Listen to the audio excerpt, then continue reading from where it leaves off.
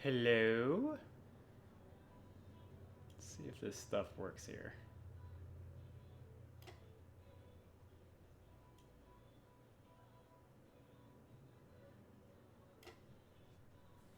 Been a while since I did a IRL stream.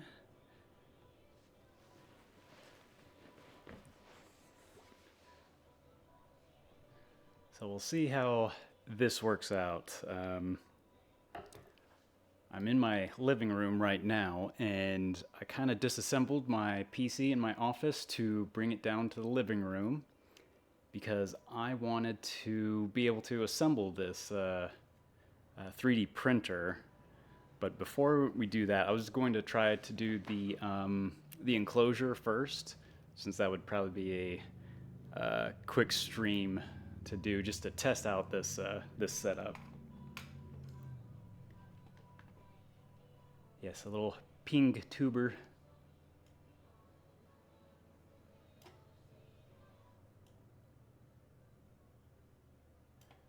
And I'm actually using my my big screen TV downstairs as my main monitor, so I don't have a secondary monitor right now. I'm using my phone to look at chat and also my main screen to look at the assembly instructions for the enclosure. So hopefully this will all work out.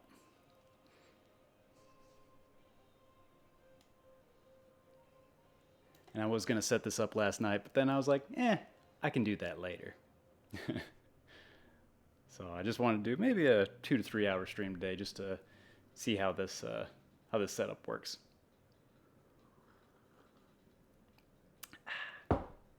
So anyway, I'll move some stuff out of the way.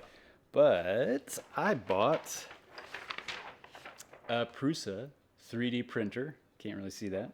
Kind of blown out.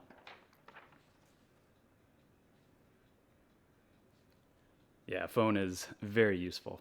So Prusa was having a sale on the Mark IV printer, and when you bought the Mark IV on the birthday, you received a smooth PEI sheet along with a discount. And this one is anniversary edition because it's got the special Mark IV exploded view on it. It's pretty cool. Also, they included a iFixit, I don't know what this is called, the Mako kit or something. It's got, what's this? 12 times 8, 9, so 96 bits or whatever. So that was a pretty good deal. Actually pretty nice quality. So if you ordered during that time, you got that cool stuff. So we'll see how much of this I actually use. And I think this is just a user manual that comes with the 3D printer. Okay.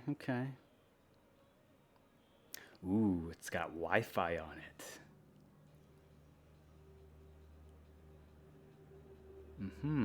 Okay. Comes with LAN and Wi-Fi. Nice. So we'll put that to the side. Got some general tools here. I've got this is my typical bag for working on stuff out in the field. I've got some William Ha, some nice drivers here. These are what I use probably 90% of the time, so I use these a lot. So let's get the enclosure that we're going to build. Try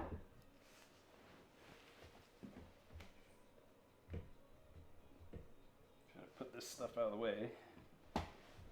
My keyboard is not far enough, not long enough. So we're gonna see how much I need to use my keyboard.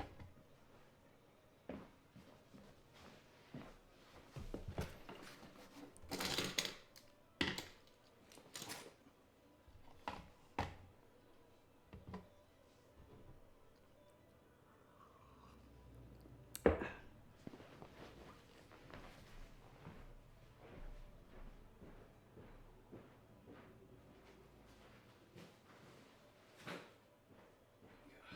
might not have enough space here.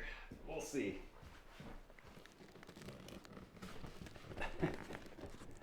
This is the Enclosure kit here. It's a really big package. I'm going to have to move this to the side.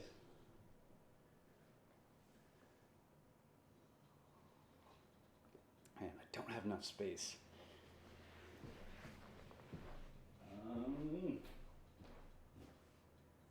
I don't have like a nightstand table or something out here. I will simply use a dining room chair here. Okay. So working space clear.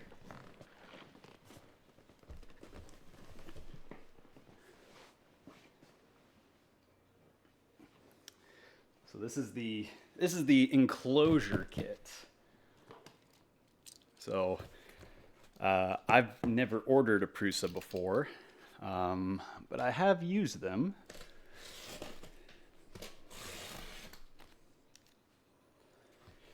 But I'm very impressed with their packaging quality.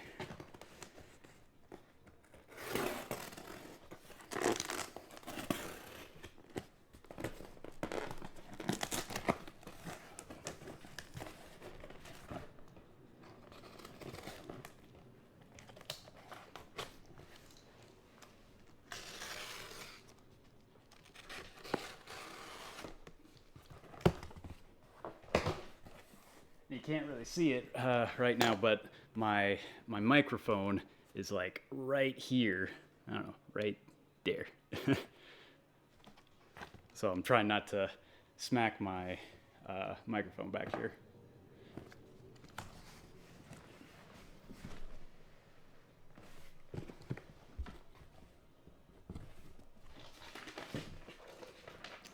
With some nice documentation. Nice, nice. Thank you for the purchase. Nice. So let's make this a little bit easier here.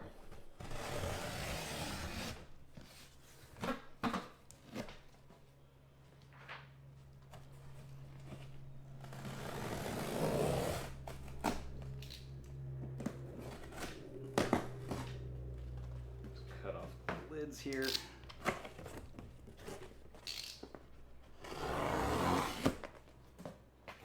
Hitting everything.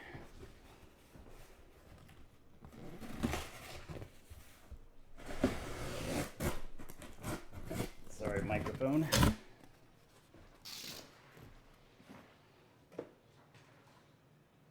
All right. Ooh, they give you a little mini hair bow package. Okay. Lots of cardboard. What's this? Clear plastic sheets. Okay.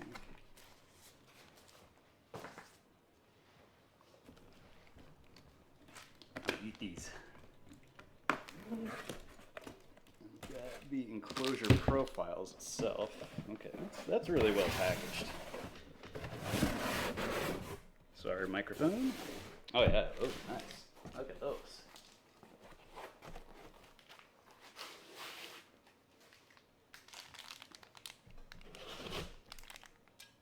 Man, those are really well manufactured. They're threaded holes. They aren't using any like rib nuts or anything, which I guess simplifies in the assembly. Probably helps improve accuracy a bit. What's this little doodad there? Okay.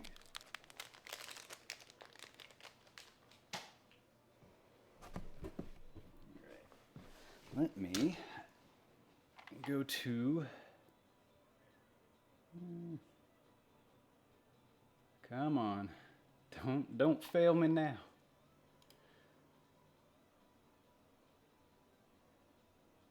I'm looking at the Prusa assembly website right now. Okay, I got long and short profiles.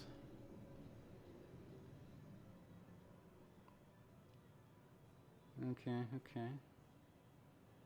Base frame. Okay. So let's get this out of the way.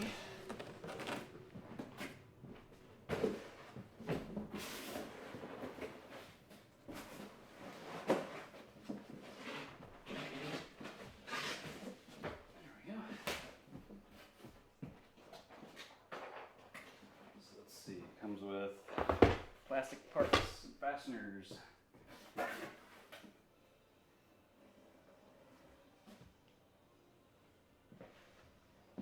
Okay. Trying to do this all on one screen is much more difficult.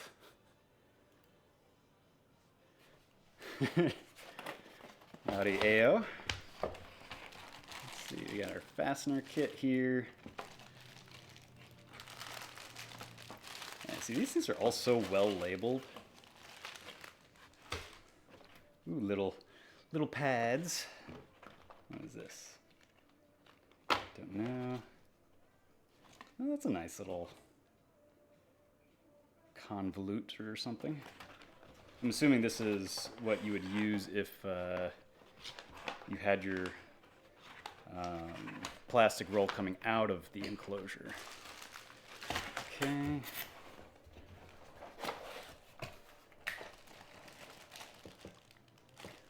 Okay. What is this? Oh, damper inserts. Okay, guides and covers. Kind of feeling like this is too intensive lighting at the moment.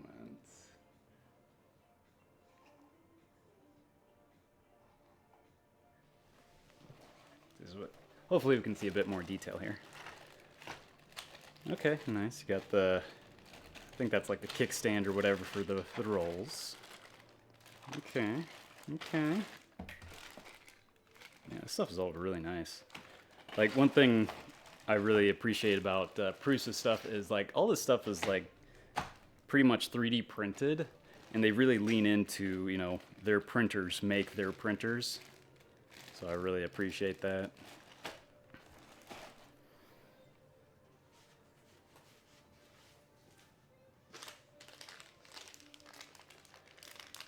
Let's eat these Haribo's. Get this started off right.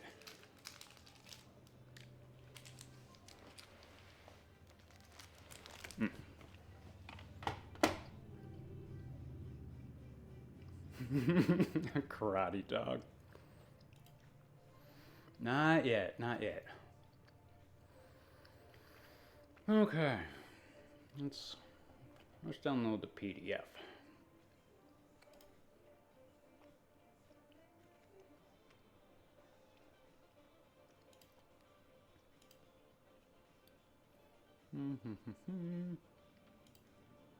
Full screen.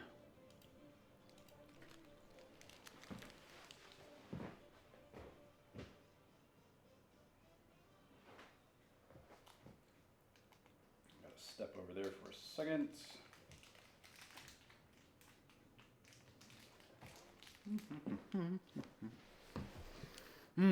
Love these Haribo's. Okay, so which page do I need to be starting on here? Preparing the printer. I have not assembled the printer yet, so we are going to go to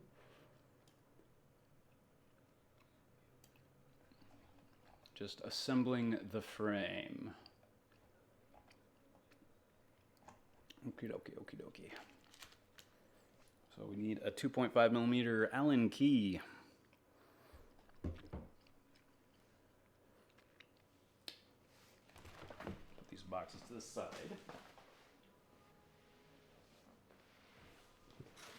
So do I have a 2.5 in here? I think I might stop. This is a 1.3. It's a pH. And then these are all pHs. Let's see if this new Mako kit that they sent includes that. Yeah, frame is easier. I've not assembled. Come back here. I've not assembled a Prusa before. I might. I don't know if I can. I can wait long enough to do the printer on stream, or if I'm going to assemble it off stream, just because I wanna start printing stuff. So let's see. What is this? It's a 2.5. Looks like we're going to be using the iFixit kit. That is nice. Oh, they do have either metal or magnetic inserts there to do that. Okay. So they thought ahead a bit. I appreciate it. Okay, so we got our Allen key, or hex key. Pretty sure the industry terminology is hex key. So, long profile, short profile. Okay. So let's get 2 long profiles, 2 short profiles, and 8 M4 by 5R screws.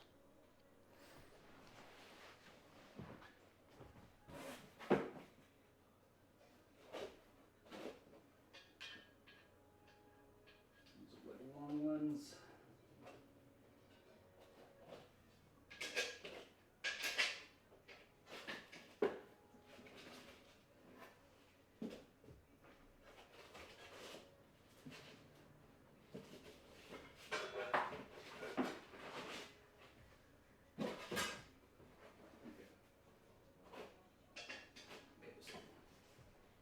Shorts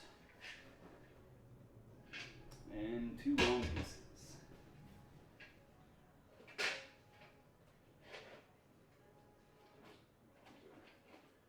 Those are shorts, short, long. Or I mixed those up already. Haha.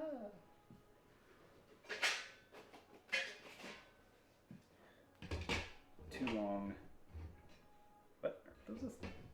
Am I stupid? What the heck? I keep pulling them. Those were 2 shorts. What is going on? Why is my brain not braining?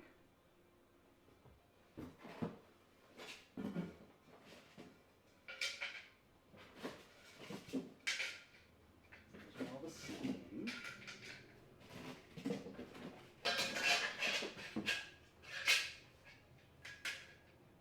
Okay, I think I was just grabbing all the short ones. Those are all the same. Those are all the same. Yes, those are all the same. Those are all the same. Okay. Yes, those are different. Okay, so 2 long, 2 short.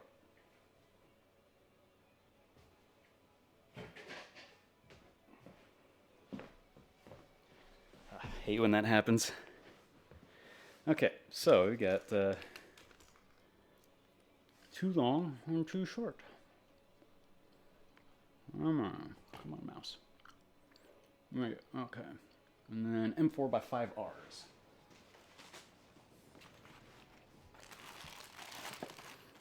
M4 by 5Rs. Oh, they've included a hex key in here. How thoughtful. Oh, and they include spares too. That's thinking ahead.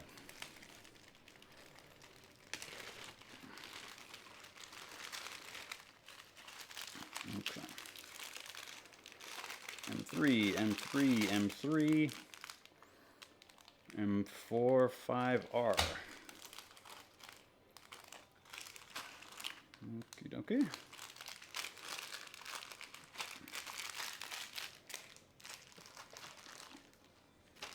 Now, normally, if this was like a Lego kit type of thing, I like to do that knolling where you basically take out all the parts and sort of arrange them so you can use them as you assemble whatever, but I don't really have the space for it right now.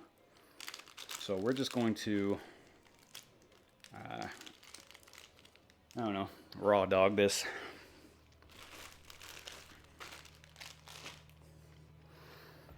Okay, so, come on, come on. Okay. Compare the lengths of profiles, yada yada yada. Place short profiles like in the picture. Okay, so short goes like that. Long goes like this. Hopefully this stuff is staying. Oh, excuse me. Hopefully all this is staying in frame here. Oh man, the dust.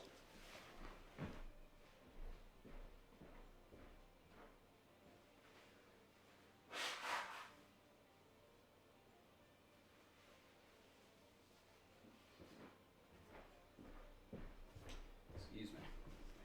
The dust is kicking up a bit. Okay. So I'm trying to think of how I can frame this the best so you can see everything.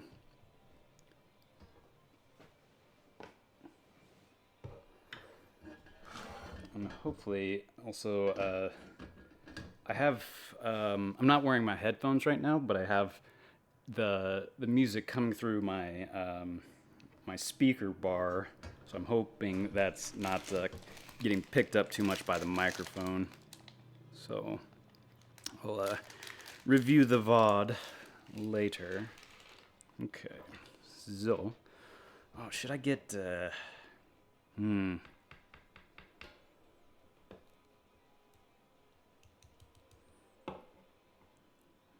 of want to get some anti-seize or some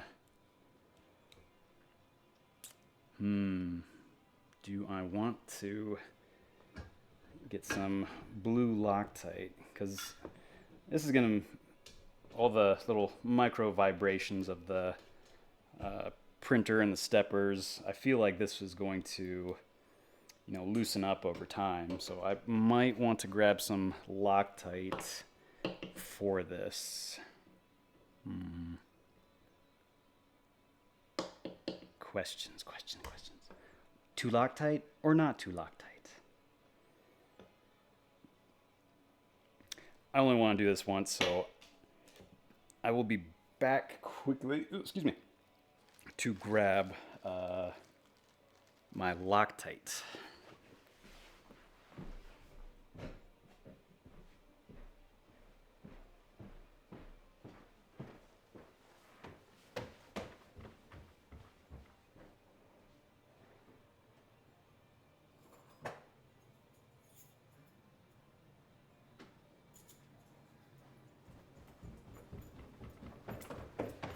Just gonna run out to the garage 1 second.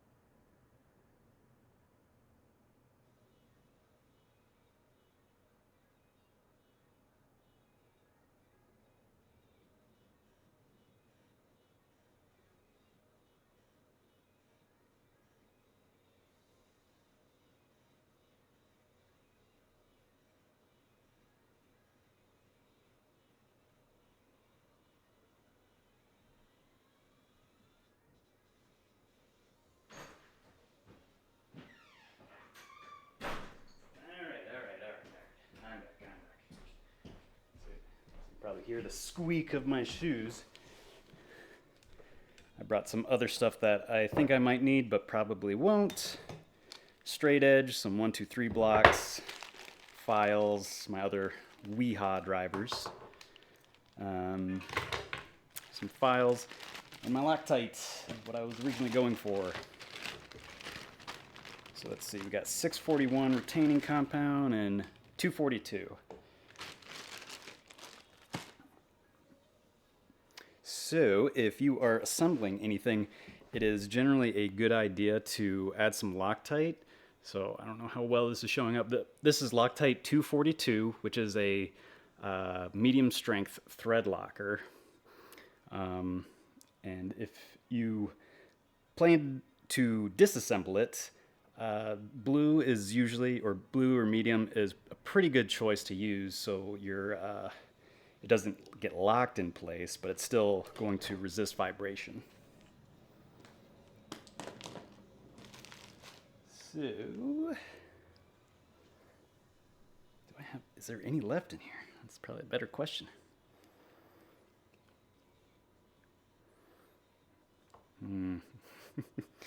Should have checked if I had any in here.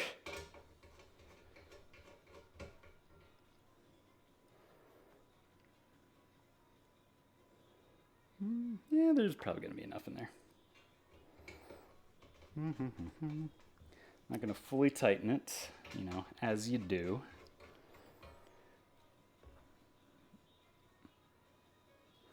And it doesn't need a lot, just a bit. Ads, oh no.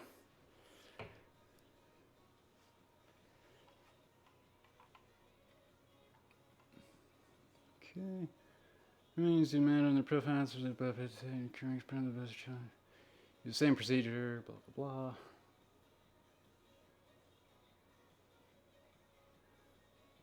Use the same procedure with another couple of long and short profiles.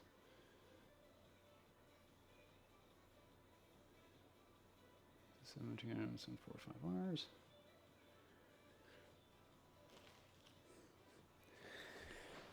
Oh man. If I had the forethought, I would have brought more workspace in here.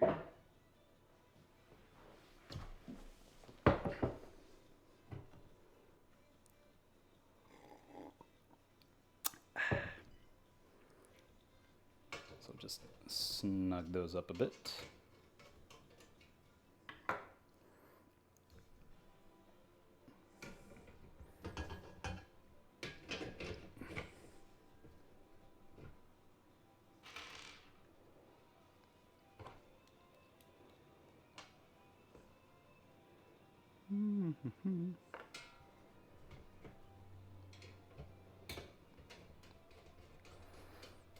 God, my living room looks like a mess right now.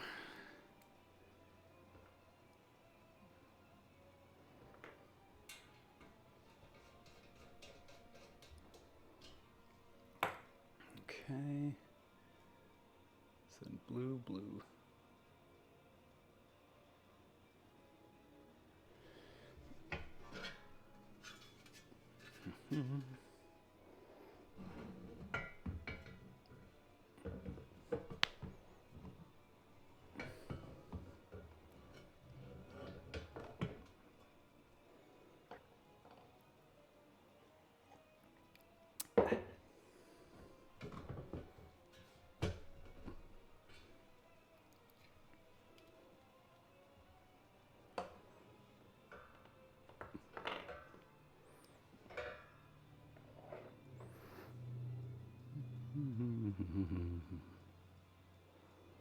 I'm not sure if I'll have enough Loctite.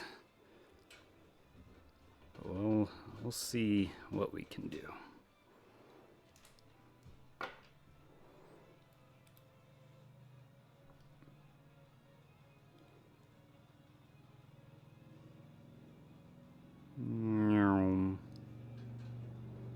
Welcome to the South, where mufflers are optional.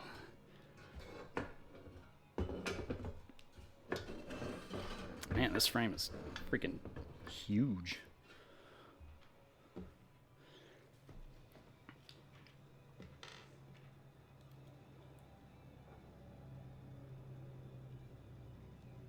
Come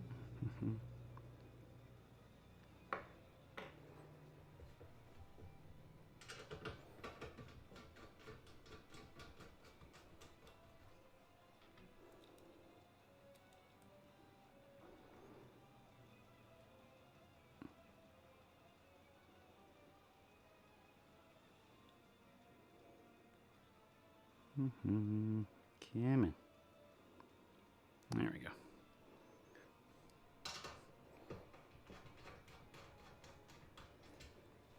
Okay.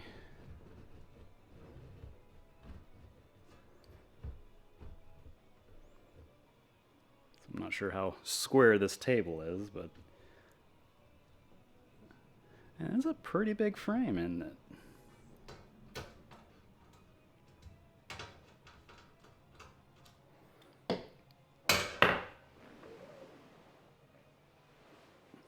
Okay, so I'm not sure if I'll be able to actually check the squareness here. But these are just some 1, 2, 3 blocks that I normally use in the machine shop. They are precision machined. You know, these ones I've had them for quite a while, but I've honed them and stoned them for many, many years, so they fit together extremely well to where I can ring them together and they don't fall apart. So that's how you know you have extremely flat surfaces, is when you can slide 2 flat surfaces together, wring out all the air, and they don't fall apart. So, and these were like Amazon specials for like 20 bucks, but just over the years of making them super, super flat, they're now extremely precise. So they're probably, sub-micron flat. But you can pick these up on Amazon for pretty cheap, and they're accurate enough for, I'd say, 99% of assembly work kind of stuff that you'll find yourself doing. Let's see. What's a good reference surface here?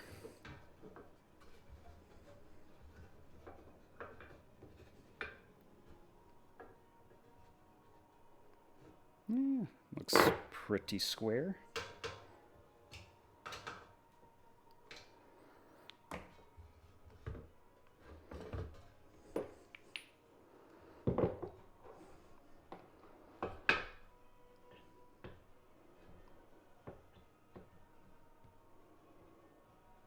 Hopefully it'll touch enough. Yeah, so that's not totally square there.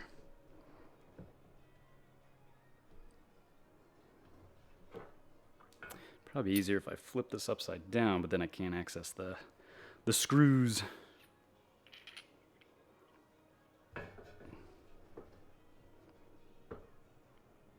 Okay, that's pretty square.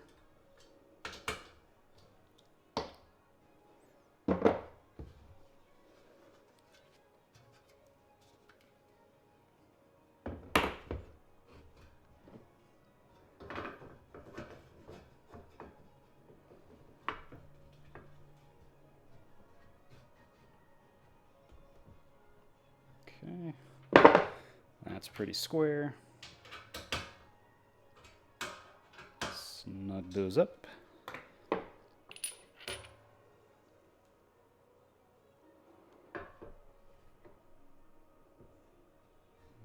Okay, that is also quite square. So we'll snug those up. So we can be pretty confident now that the frame is going to be somewhat square.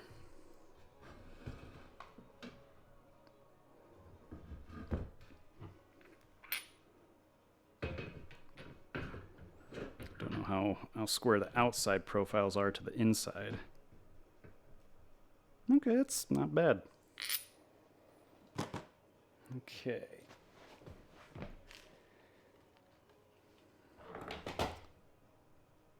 Okay, assembling the feet, parts preparation. So what do we need? A sip of coffee first.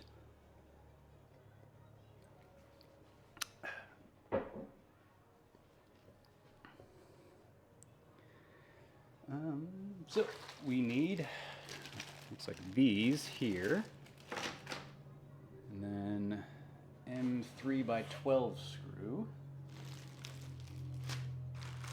In here, no.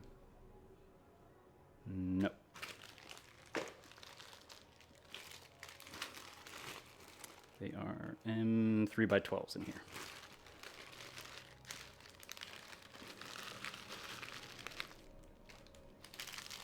So M3 by 4 by 8 and 3 by 12.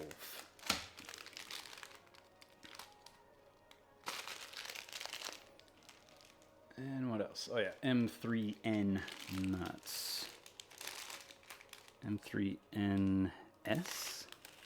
Those are square. They want us to be using the hex nuts.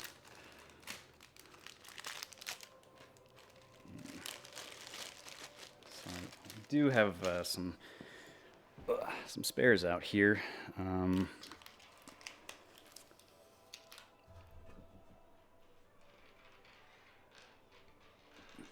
So I should have probably thought about that a little bit further ahead. Yeah, those are squares. Put those to the side. And they also wanted these pieces. Okay.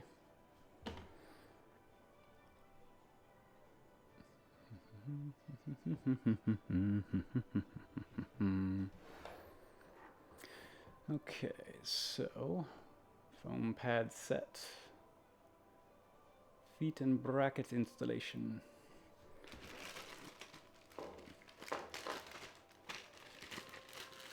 So they want us to insert these nuts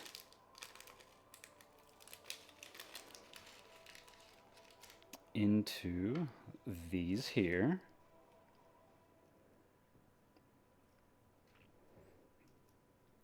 This sort of reminds me of back in the early years, or my college years, very early on when 3D printing was, one, still very expensive, and only the first, I think it was still like the first replicator model had come out. So it was still very, very early on in terms of 3D printing. And just the accessibility of it now has changed so much.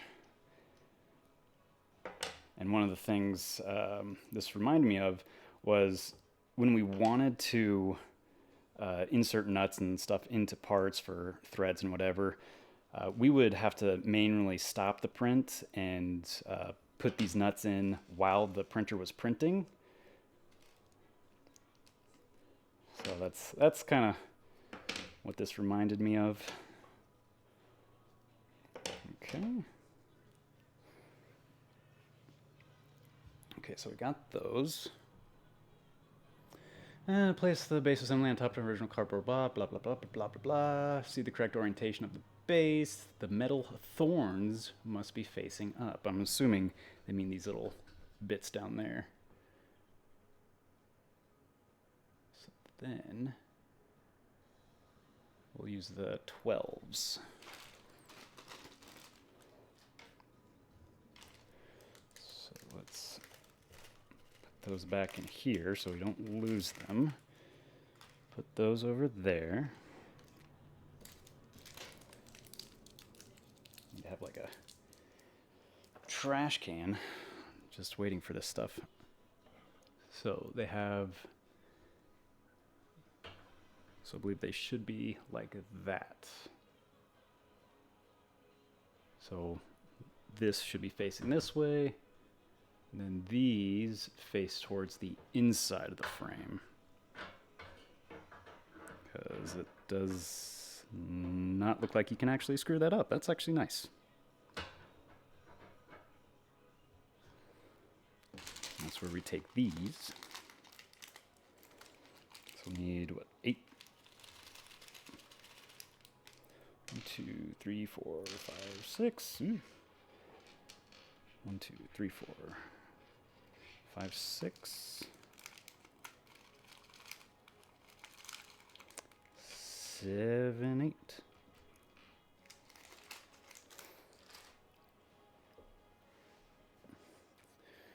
Okay, do these use the 2.5? Yes. Let's see, how much more can we get out of this thing? Ooh, that's a lot. Share some with your friend.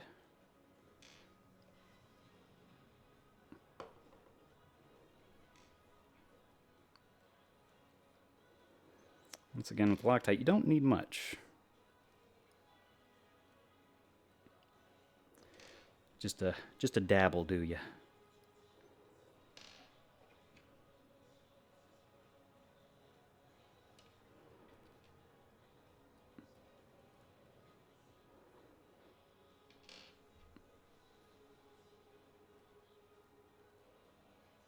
All right. Because Loctite, for those unawares, is an anaerobic chemical reaction type of compound.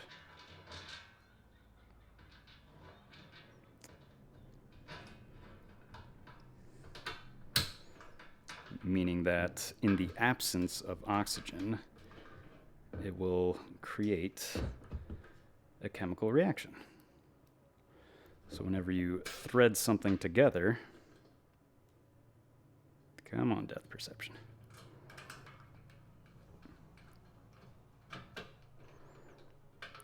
The tightening action of that screw actually forces out the air and causes it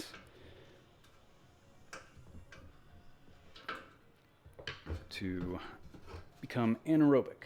Just checking on their underside there. So that's why you're able to put thread locker on threads without worrying about having it like dry out, because you have not started the reaction yet by driving out the oxygen.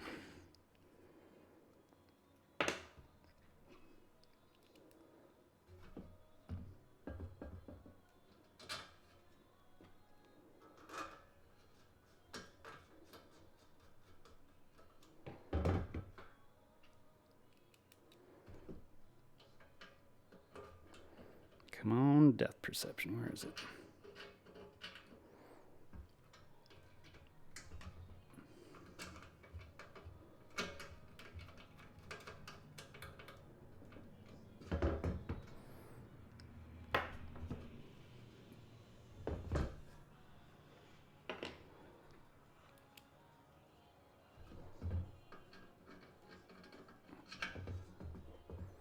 Hopefully most of this stuff is staying in frame here.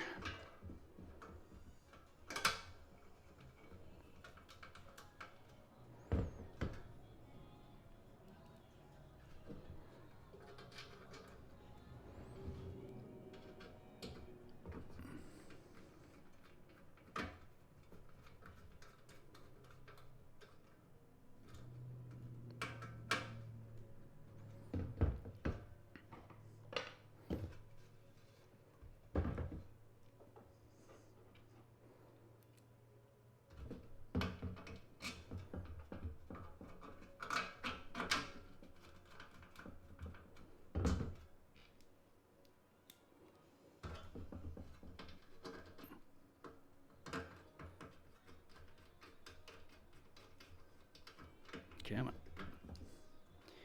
Get in there. Yeah. All right. So we got all those in. Let me grab a wipe.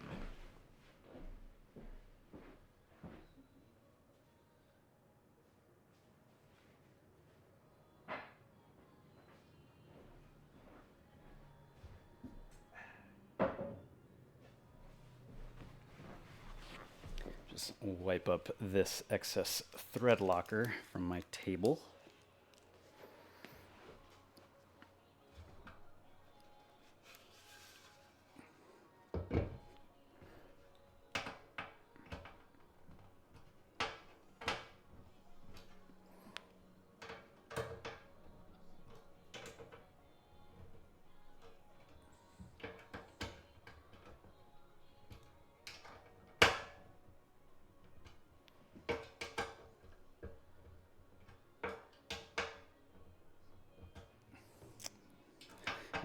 am a little, I don't know if it's OCD or absent-mindedness, but I always go back over my bolts like 2 or 3 times um, while I'm doing this.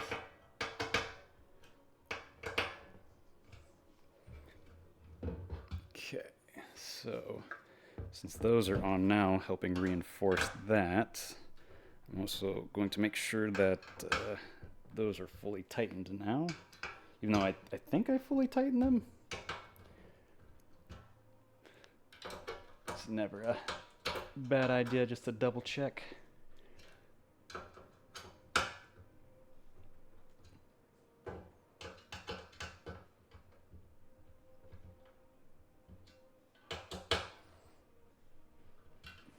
And good design for assembly here is, since you've got screws on one side for an access hole, instead of making it just a hole, they made it a slot. So if for whatever reason it was going to be used on different parts of the frame, which I assume it might be, it doesn't matter which side, which is either good planning or a change they did that was pretty successful. Okay, those came on, those went on pretty well.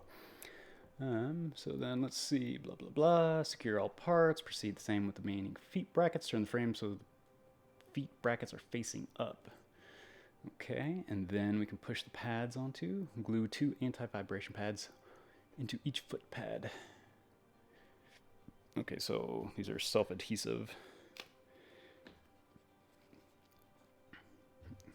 Does that give you just extra? I'll keep the remaining 4 pads as spare. Got it. 1, 2, 3, 4, 5, 6. I wonder if there is a different application of theirs that uses 12 instead of 4, or if they didn't feel like changing the packaging type for that. Who knows in the world of manufacturing?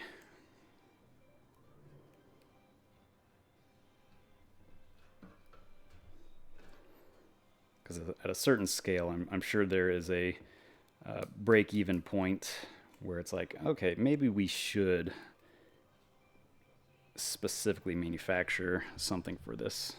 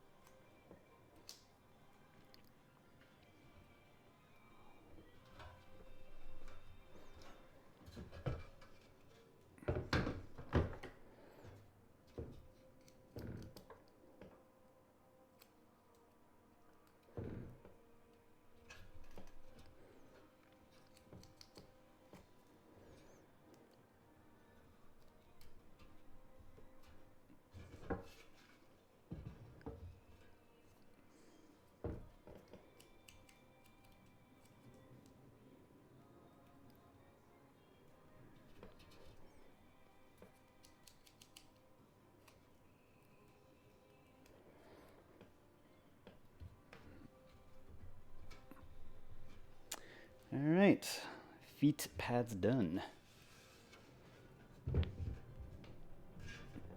Nice.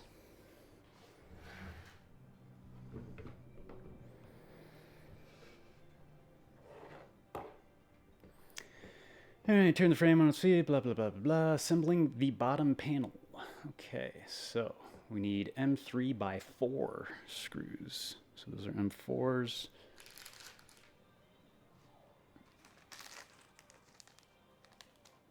M3x4.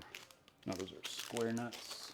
Let's see, these are M3x4s. M3x4.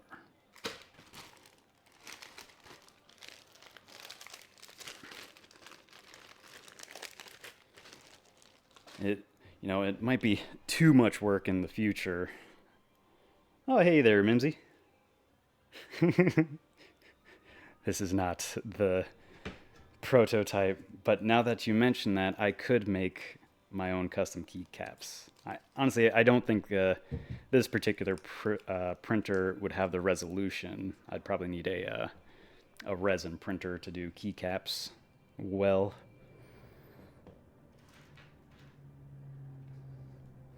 Okay, so M3x4s, temporary pad, blah, blah, blah, blah. Bottom panel. Which one is the bottom panel? Alright. So, enclosure clear plastic sheets.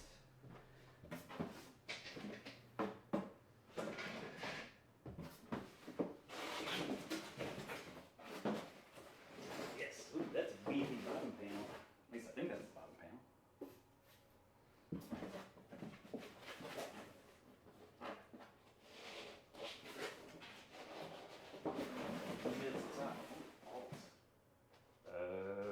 Okay, this looks to be the bottom panel. That's some serious steel there, Bob. Okay.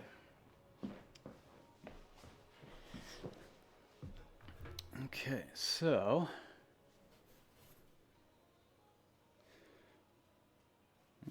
that's really nice. They've got this nice sort of powder-coated look. It actually looks the same as their black filament, their Galaxy black filament, which is pretty cool. Okay, so I'm going to do a temporary pad.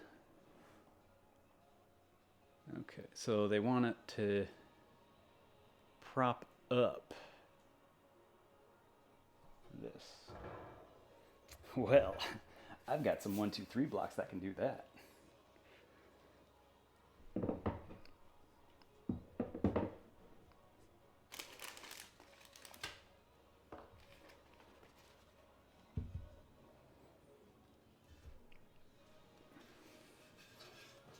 Wear this for a second.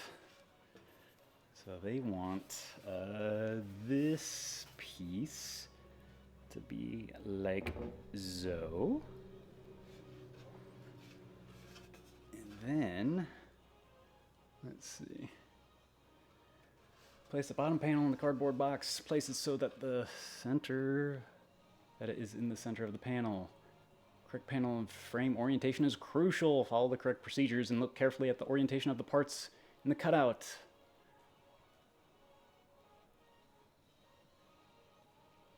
Okay. So 4 of the positions must remain empty. So that is not the correct alignment.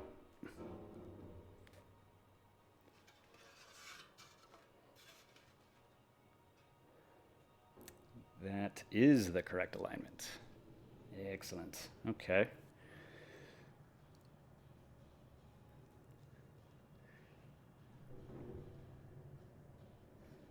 Okay, so these line up with those, and these line up with these.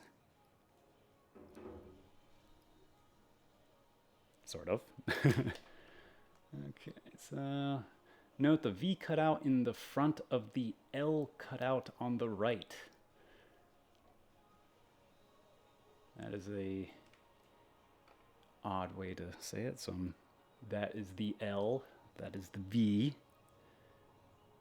Maintain the orientation, the base frame assembly, and place it on the bottom panel. The V cutout in the panel must be facing against the cutout on the base frame.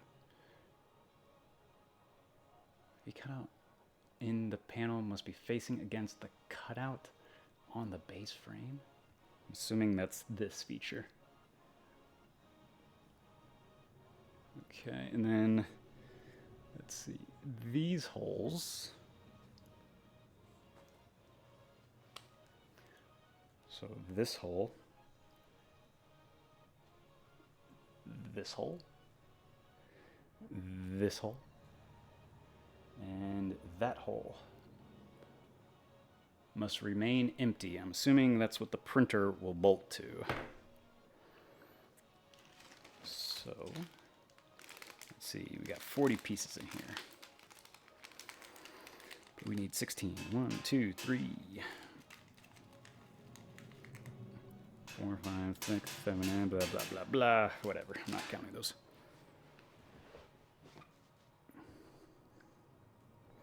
Let's see if we can't scrape a little bit more out of here. Need a better way to get this Loctite out.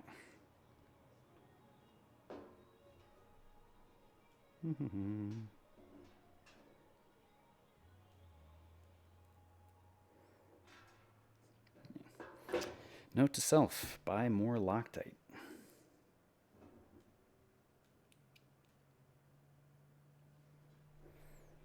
Okay, let's align these holes.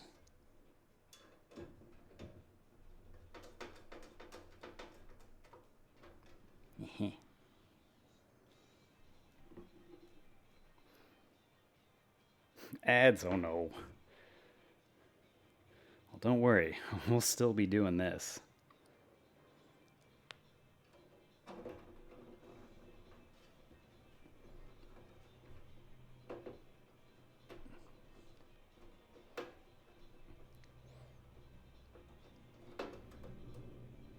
Just loosely put these in.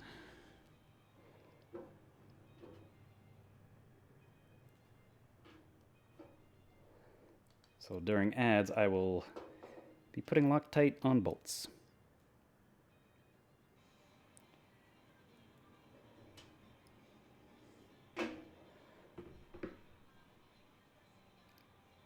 We are making so I bought a 3D printer, and part of that package I bought was an enclosure for said 3D printer.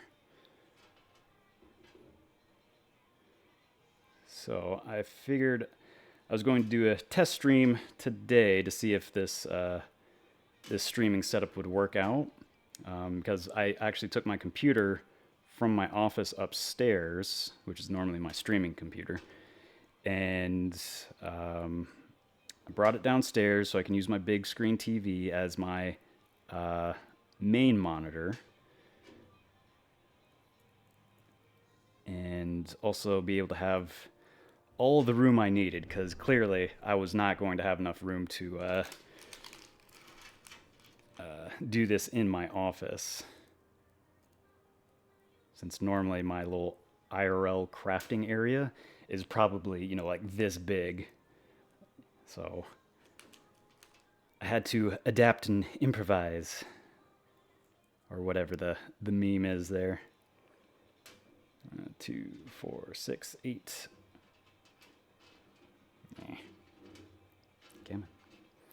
2, 4, 6, 8, 10. That one already had Loctite on it. That one needs Loctite on it.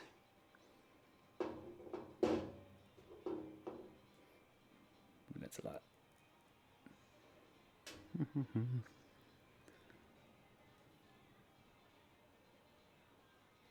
Terrarium for the printer. Yeah, basically.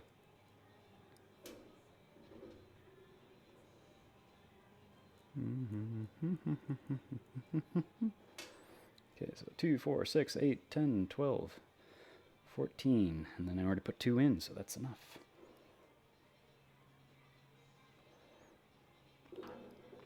That's what I should probably do is get like one of those little watercolor paintbrush things to put my Loctite in. That'd probably make this a lot cleaner. Zoo enclosure. Exactly.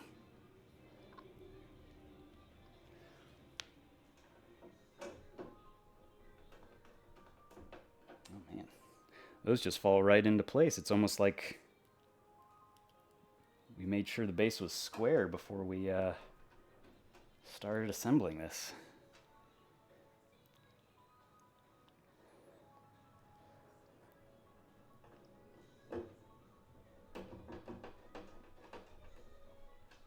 because those are lining up perfectly.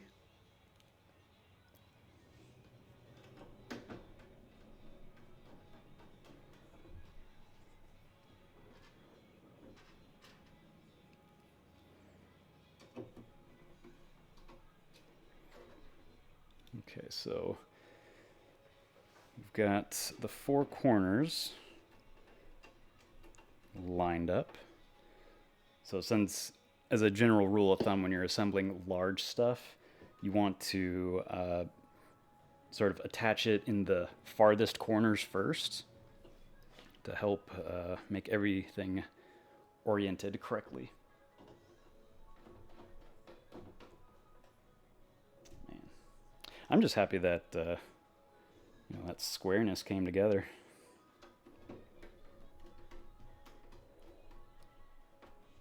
Because that would be an instance of if you didn't check square, you'd be fighting with these bolts over here if they weren't properly aligned or something like that. And right now I'm not following any particular procedure in putting these in. I'm just kind of haphazardly screwing these in.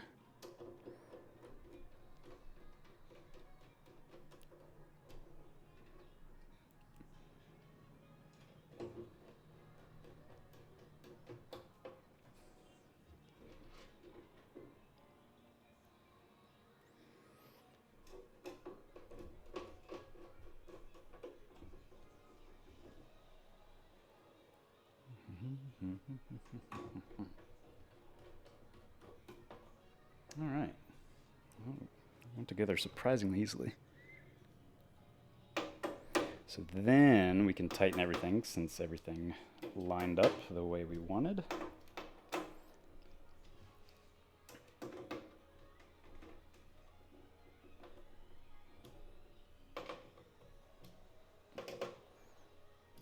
And you don't have to tighten small bolts down that much, especially since this is going into sheet metal. You don't want to strip out the threads. But in general, when you're assembling stuff, most people over tighten small bolts and under tighten large bolts. So if you keep that in mind, you can be like, oh yeah, I probably shouldn't tighten these small ones too tight. Okay.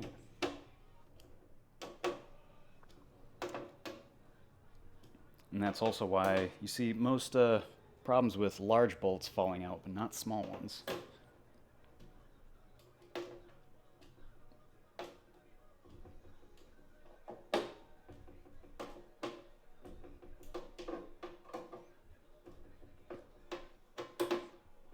Okay, those all feel about the same. If I really wanted to be OCD, I would actually, get a torque wrench out here, but I will not do that. I will not let the OCD demons win.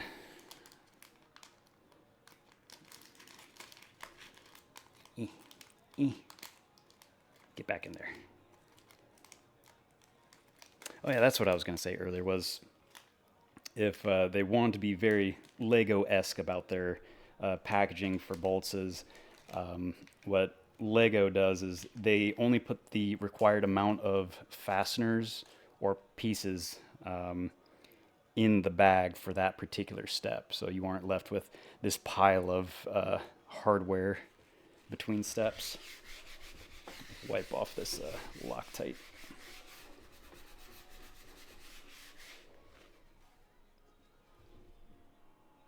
All right.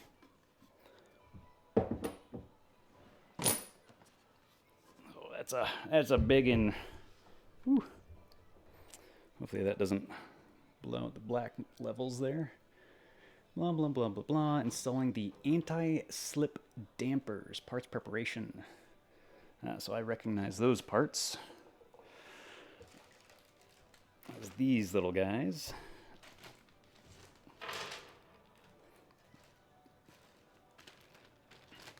I'll actually use this to...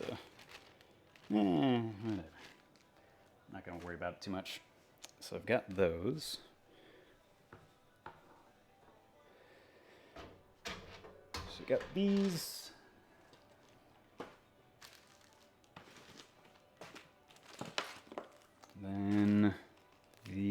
anti-slip dampers.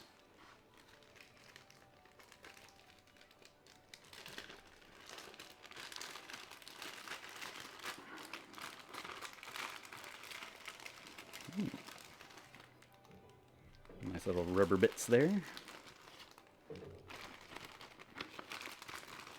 Okay, and then we want M3 by 20 screws, and those are in here,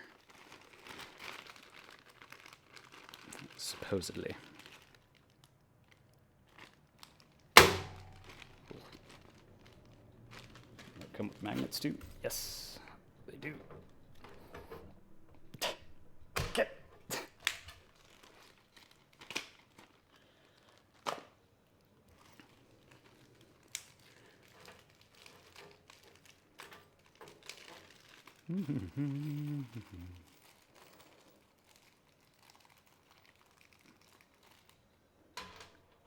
And 3 by 20. Oops. And 3 by 20.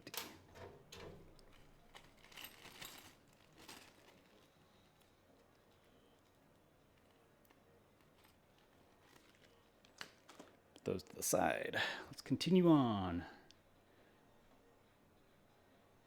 So push the damper insert into the anti-slip damper. No matter which side the anti-slip damper is symmetrical. Turn the assembly on its feet and orient the base with the front center cutout facing the front.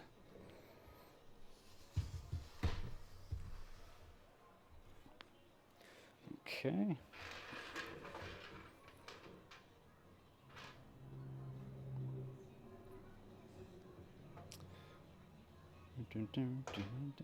Also, another thing which they did here, which is a good idea, is whenever you can make parts symmetrical, that aids in both manufacture and assembly. Okay, turn the assembly on its feet and orient the base with the front center cutout facing the front. Remember that this cutout will mark the front of the enclosure during assembly. Locate the 2 threaded holes in the front and 2 in the back on the bottom panel. So I've got these here. All right, yeah, so these ones. Okay.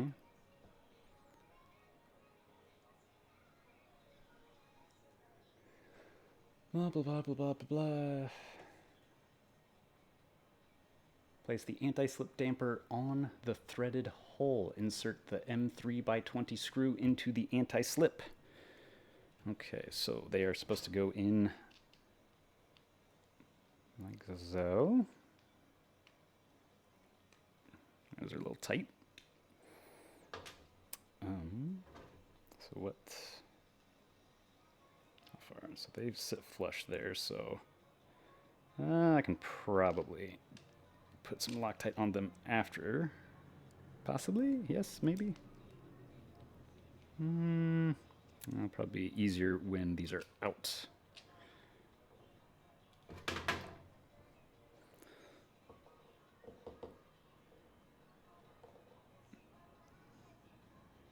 So those, just a dab will do ya.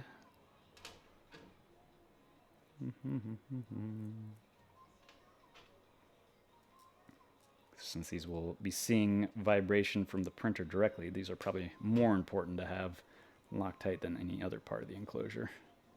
That's a bit much.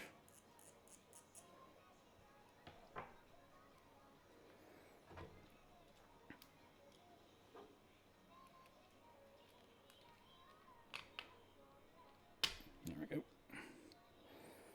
Okay, and we still have the Loctite on there. Yes, I can still see some.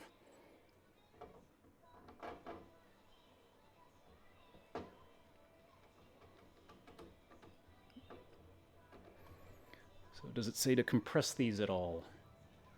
Proceed to the same for... Okay, so it doesn't say to tighten these to any sort of compression, because right now if the this face of the little insert goes beyond that, and that goes beyond that. I just noticed these aren't exactly square in how they were cut. They're sort of cut like a parallelogram. So I don't know if that's by design or if that's just a effective manufacture of these things.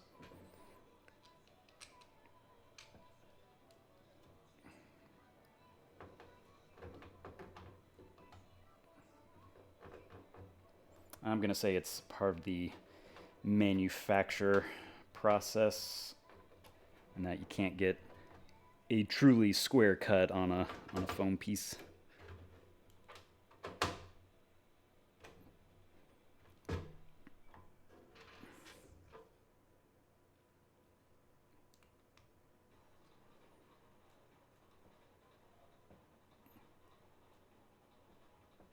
Come on, there we go, jeez.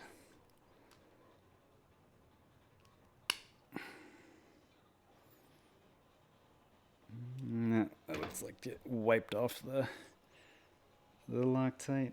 So I'll just put a dab on there.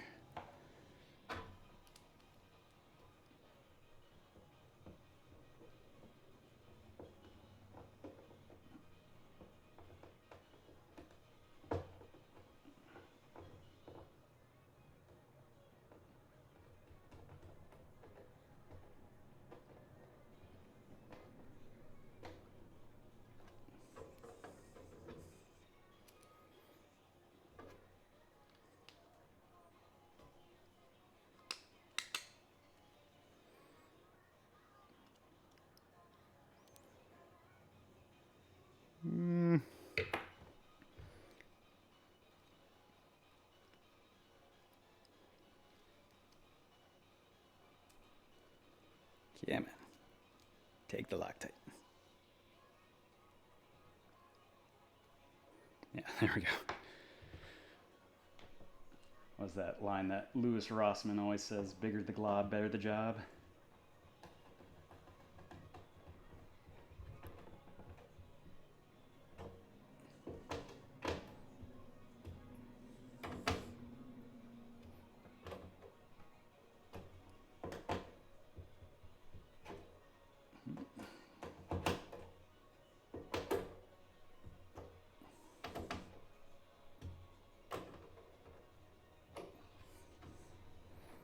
Okay, those feel pretty good. All right, let's go to the next step. Assembling the supports, parts preparation. So we need 4 short profiles. So that means we can place this to the side, I think, for now.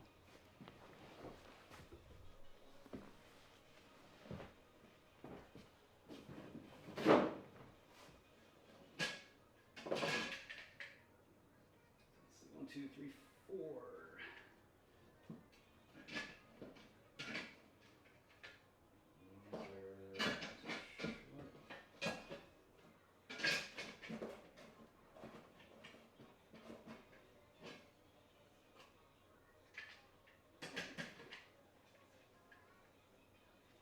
Okay, so 4 short profiles.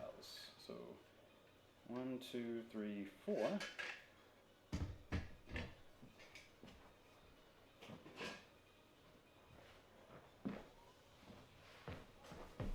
Okay. See, M4 by 5R screws. Those are those guys. To be sure, compare the lengths of the profiles. We do need the base. Orient the assembly like in the picture. Be careful, profiles have sharp edges. The falling profile can cause you injury or damage to the work surface. Attach a short profile to the right corner. Make sure there is no Prusa logo on the lower side of the profile. Okay. So they want this to be facing up in the enclosure. Okay, so we have these all oriented in the same direction. So we do need the enclosure.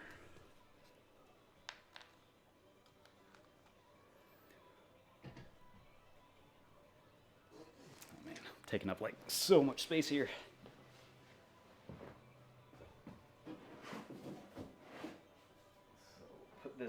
back in place here.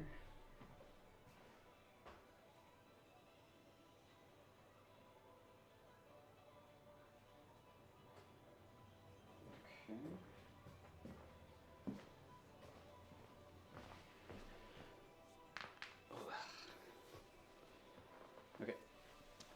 So they want these 4 profiles. Gonna have to shift around just a smidge here. So they want it so the Prusa logo is facing up.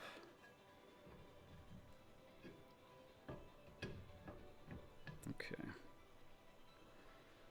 All right. So let's prep the Loctite for some of these. So let's see, we need, I think they said 8.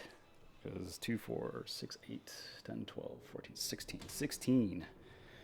2, 4.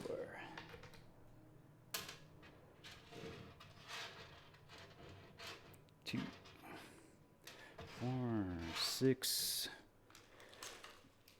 Let's bring the whole bag here.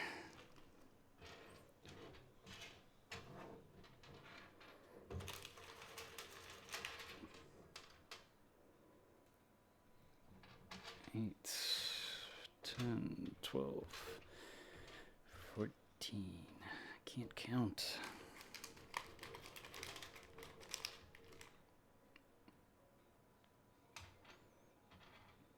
Two, 4, 6, 8, 10.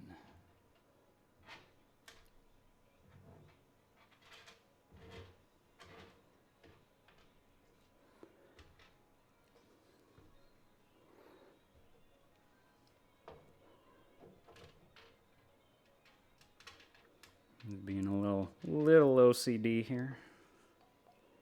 Once I'm getting into the groove, it happens. Magnetic. Dang it. Best laid plans, right?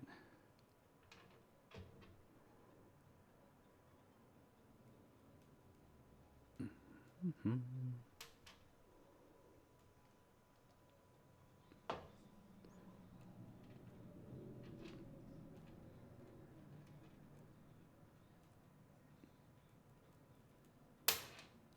Come on. I wonder if I have any left in the tip here.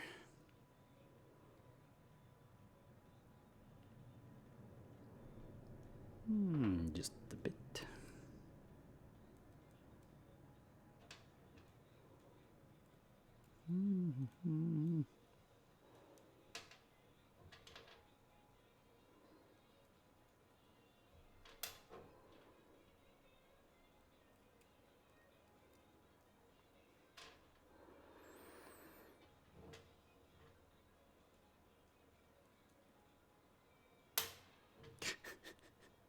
Just throw them anywhere.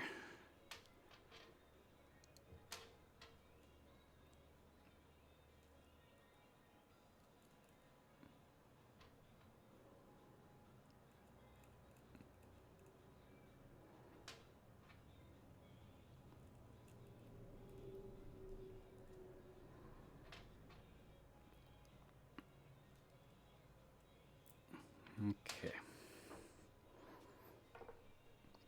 Can I place that in there without? No, it's going to tip over.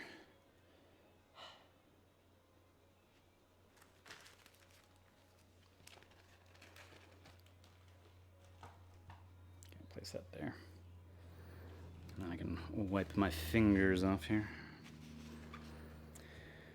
All right, so let's assemble this corner.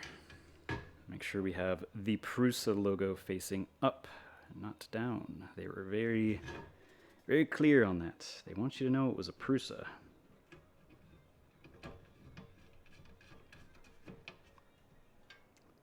Put one there.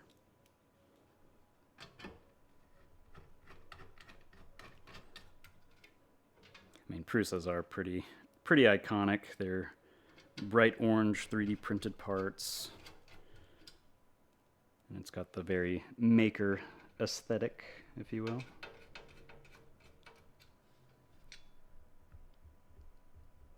Okay, So we want to make sure that is square.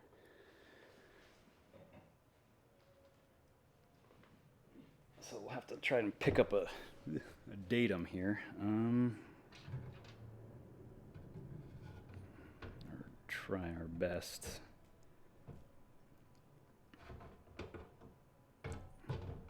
Without sitting on any holes there.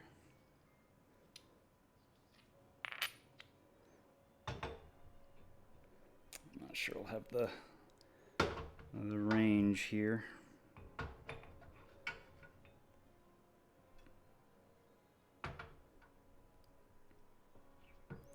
And it's maybe. Okay, so assuming this corner here is a decent reference, we can use that to help align this. Make sure it's somewhat square.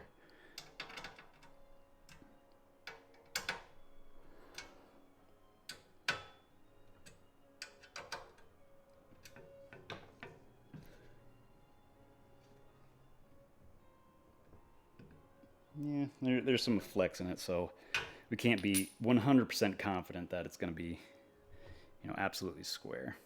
And actually, this was a level I bought off of eBay. It was supposed to be a precision level, but the internal level piece on it was just garbage, so it would never actually show you true level. But the casting of it was actually pretty decent, and I cleaned it up a bit, and it works as a good straight edge reference now. But for the original purpose, it did not work, which sucks, because I ended up having to buy another one that was actually nicer. But, whatever that old adage is, buy twice or cry once or something. Basically buying cheap tools thinking you're going to save something, but ending up you have to buy two tools, one to replace the bad tool, or you buy the bad tool to replace the good tool, or whatever it is. Okay, let's move this. I want to make sure the feet stay on together here. Cry twice. Buy once. Cry once. Buy once.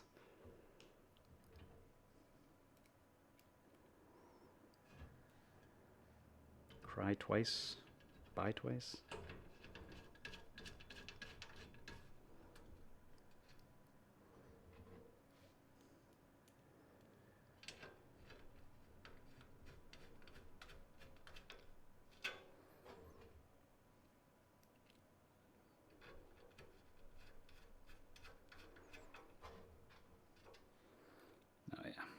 I can already tell that for as meticulous as I'm being just about this enclosure, it's definitely going to take me a lot longer to actually assemble the printer itself.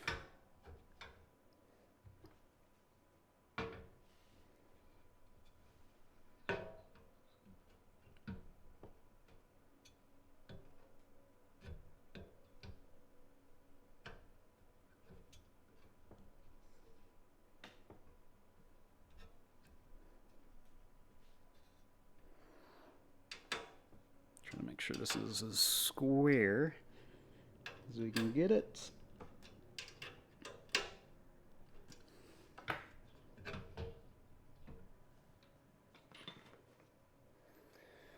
Gently rotate without hitting the microphone. Oops.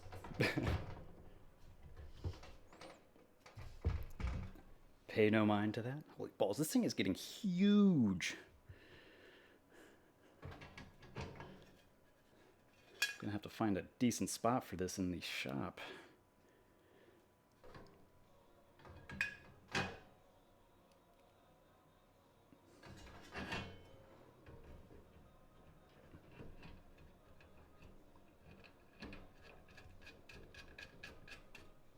I guess once you actually have this in your possession, it's more difficult to actualize the size.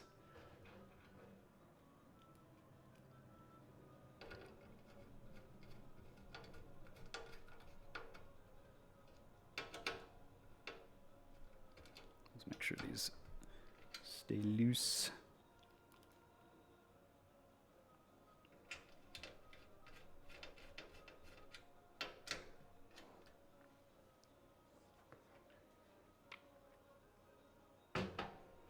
This one's a bit more difficult since we don't have a really good surface to pick up on.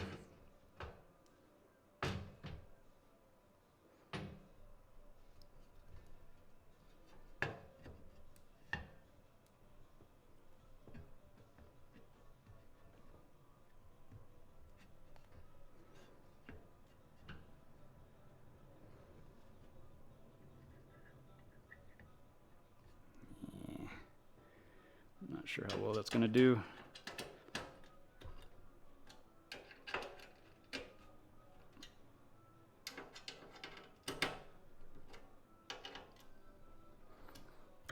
Okay.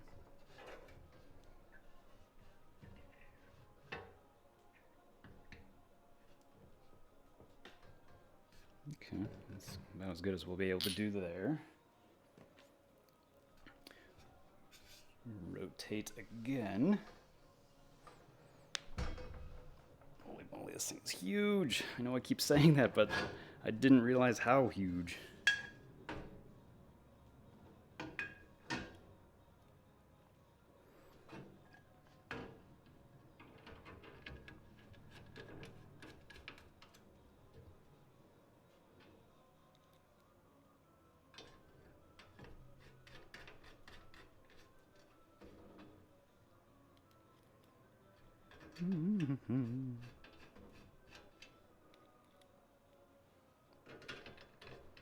Yeah, I was, scrolling through the Instagrams the other day, and one of the things that came up on my feed was how Bamboo Labs printers actually digitally sign their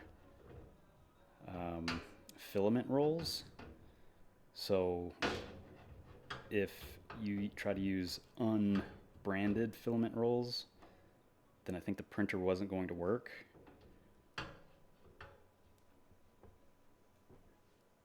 And for as nice and shiny as it looks, the printer-wise, I mean, they're doing some very Apple behavior of making it not very user-friendly as far as repair stuff goes. And making it so open source changes and stuff like that aren't things that stick.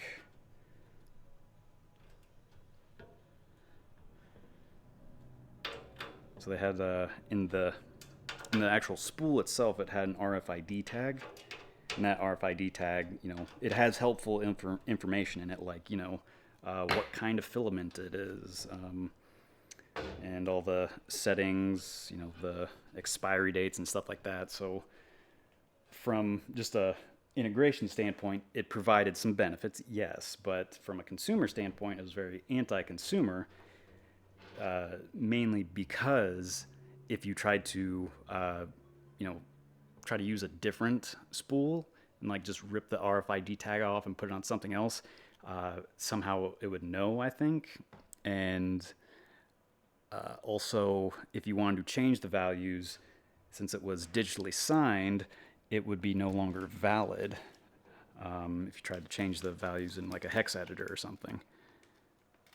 So until someone cracks the digital signature for that stuff, people are kind of locked into using the bamboo filament, which is kind of a sleazy move, considering they're using, open source stuff. Like, I think they're using Prusa Slicer, or that's what they recommend with it.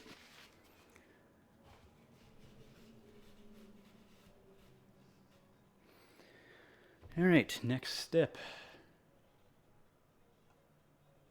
Assembling the supports attached to the other 3 profiles. Yes, we did that. So we need 2 long, 2 shorts. Okay, so they are basically wanting the same thing on the top. Orient the assembly, be careful, blah, blah, blah. So what do they want first? So they want to attach it here. Which side do they want first? Okay, so they want it to be sort of attached in situ. Okay. Not sure I agree with that. Because if they're worried about things falling on people, why would you assemble it up high? So I'm going to do a pro move here and not do that.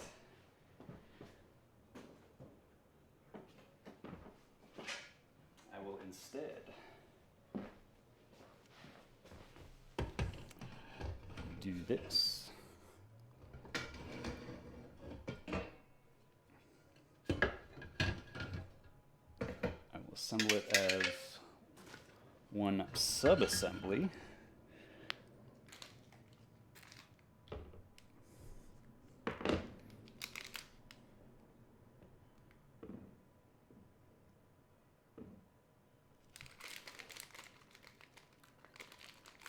Paper printers don't require to use specific ink, just specific sizes. No, actually. Many printer companies have done the exact same thing, to where if you put in a like unbranded or just generic type from like eBay or something like that, it will not work. And sometimes it will, in fact, brick your printer because you are not using quote unquote genuine ink. I believe that's a very, I think Apple, or not Apple, Apple doesn't make printers. God help us if Apple made printers. I think it's HP, which is the worst offender for that kind of stuff, to where they actually require you to sign up for a subscription for their ink. And if you don't sign up for a subscription, your printer will stop working. Oh, it's incredibly dumb, and it's incredibly predatory and all this other stuff. So they have figured out a way to make printers worse in every measurable sense of the word.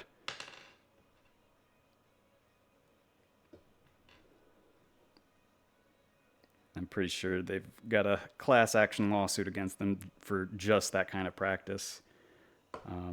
It's like you need a subscription to use your printer.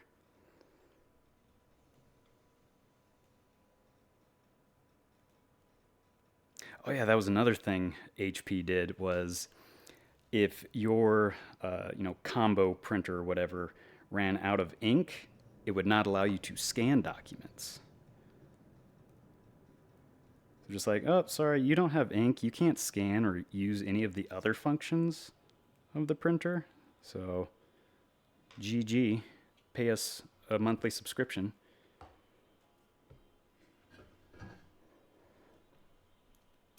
Don't have a printer.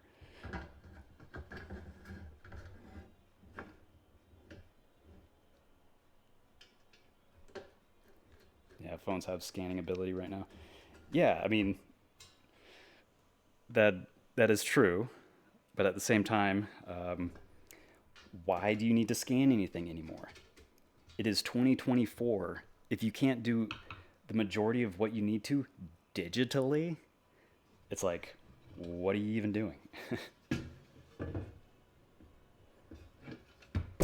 Yeah, my bad. Hit the mic there.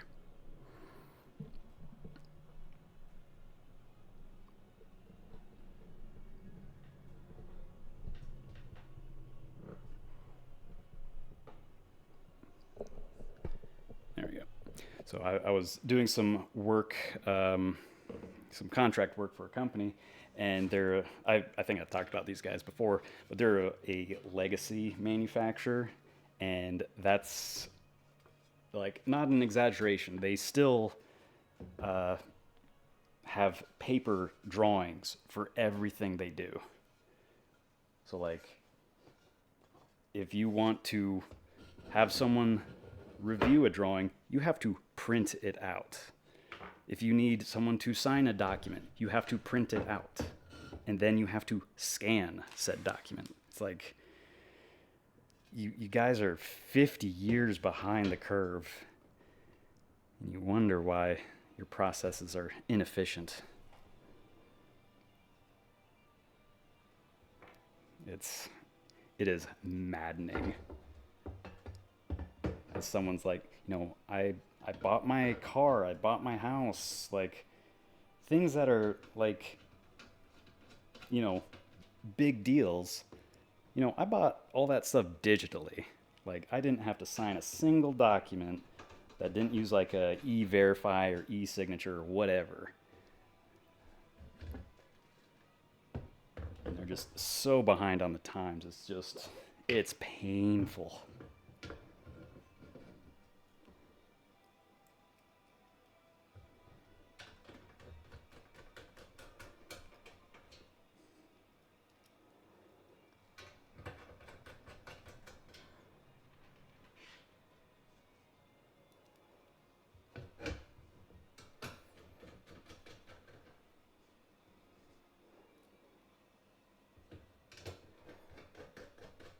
All right. So we did our pro gamer move here. So we put this over here.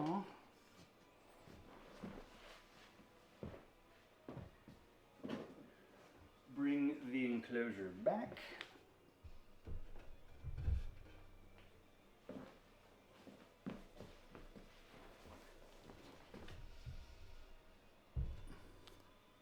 Then gently lower it on to the top here.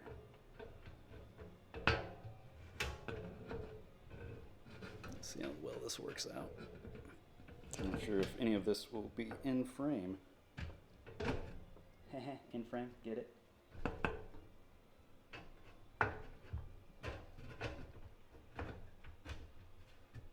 Okay, that seems very unstable. This may not have been a pro gamer move.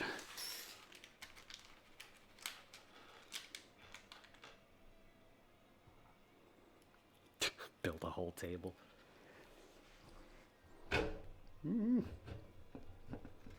Perhaps this was not a pro gamer move.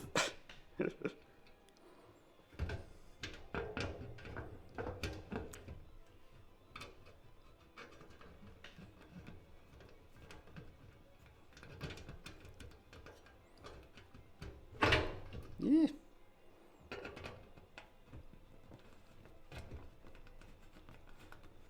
So then put Loctite on those.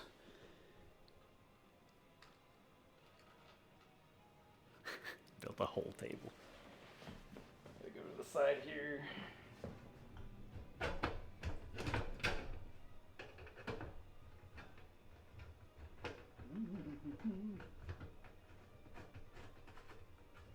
Okay, so maybe that wasn't too bad. Okay. So let's see, need, I think 8 here. 1, 2, 3, 4, 5, 6, 7, 8.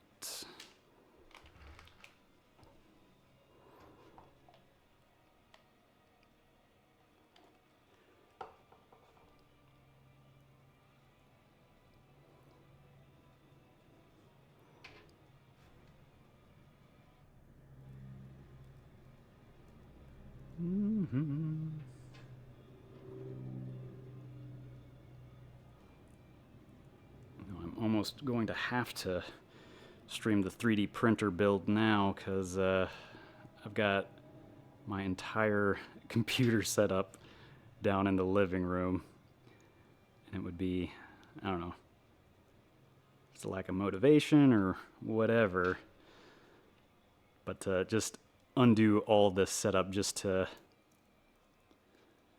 put it back upstairs and have to assemble the printer the next day.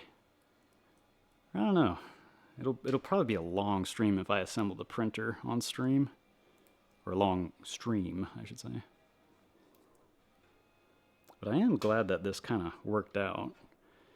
I probably do need another monitor though to sort of put my, oh, that's too many screws, to put my monitor and stuff on, or have my second monitor, or maybe I need a laptop or something. Because right now I can't see my OBS screen. I don't have all my alerts except for, you know, the Twitch stuff going through my phone. And the battery seems to be doing fine on the phone, so no worries there.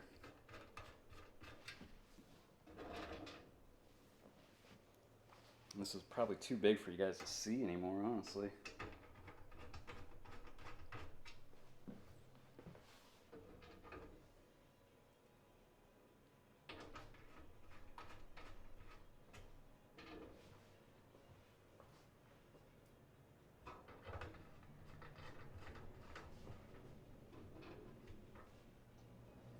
I didn't count correctly. Come on, man.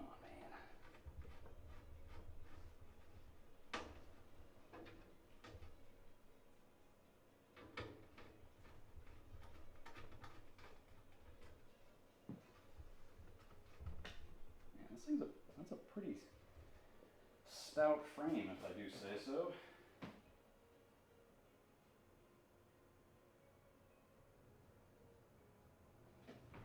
Hey there, Kim. How are you doing today?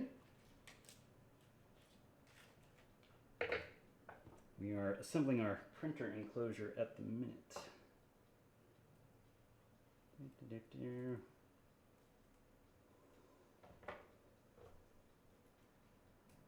am finding out I can't count.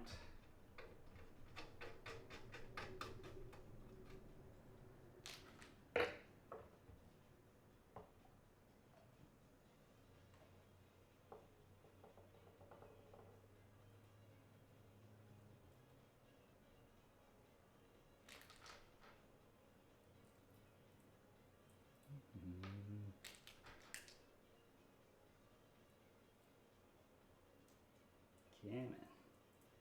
Get that Loctite on there.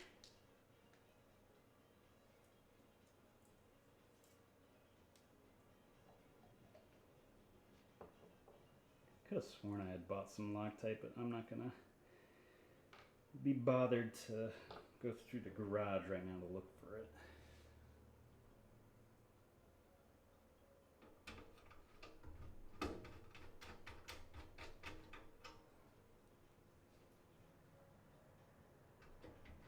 This is right up against the tripod.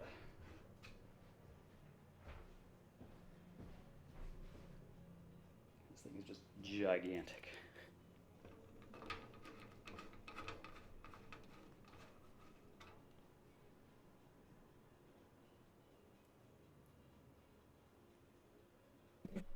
Your room is still in shambles? Were you just rearranging it? I remember you mentioning it, but I don't remember if you were doing it for a specific reason.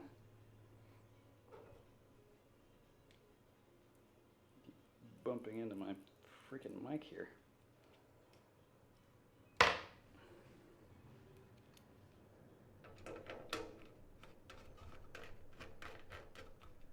Now, I don't think the squareness of this matters as much,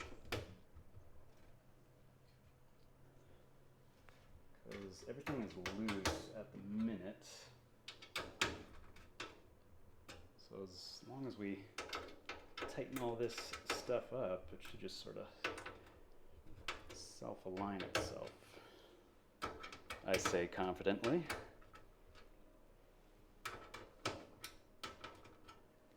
I'm just gonna make sure all the hardware on top is loose, so these pieces will actually drive the squareness of this stuff.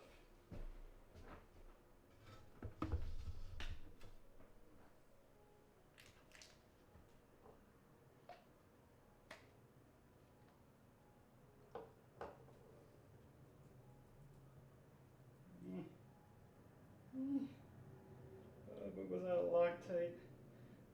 run to the parts store if I can't find any in my garage. Sorry, not my garage, my shop, actually.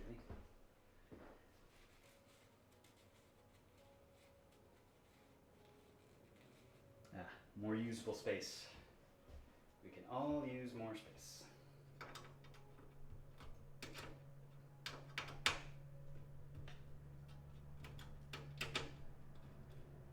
Okay, so now we'll just tighten all these bottom ones up. I'll walk around my setup here without knocking anything over. We're shifting cameras, what have you.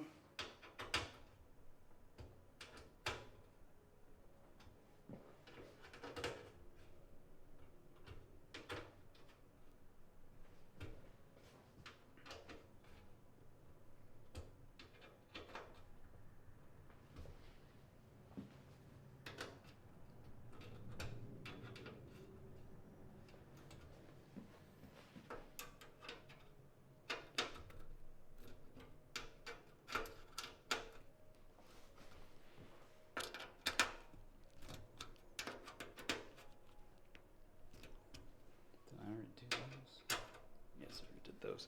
So then, since those outsides are done, we can do the top. Yeah.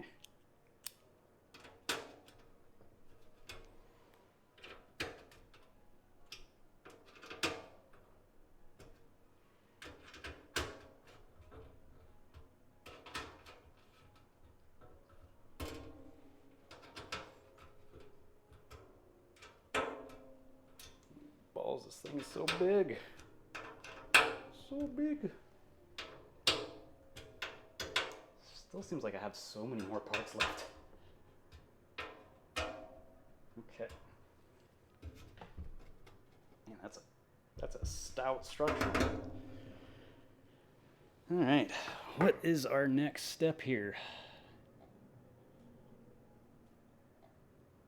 So I got that, and assembling the top panel. Okay. So I've got M3x4s. Those are 3x12s. These are 3x4s. So, does the top plate go in from the top or from the bottom? Preparing the top panel. For the next step, it is essential to insert the top panel inside the enclosure in the correct orientation. Pay close attention to the pictures. Protrusions must be face down. Okay, so that is how they do that. So the orientation. So this front cutout must align with this front cutout. Okay, okay.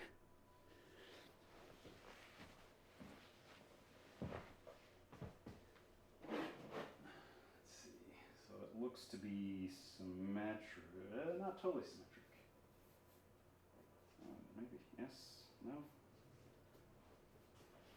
So how does this actually look? Does this actually show up instead of just being black? Yeah, it's washed out, so it's not that bad. So, they want it so one of these is facing towards the front. And it is symmetric with the exception of these. So we've got these two holes here that you don't have on the other location. Okay, let's...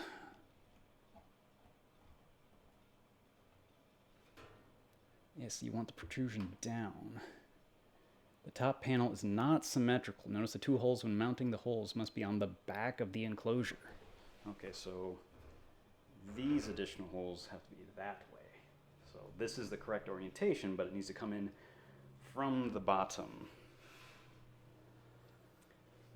So, let's see here. So we're gonna have to add some of these screws in. How do I want to approach this?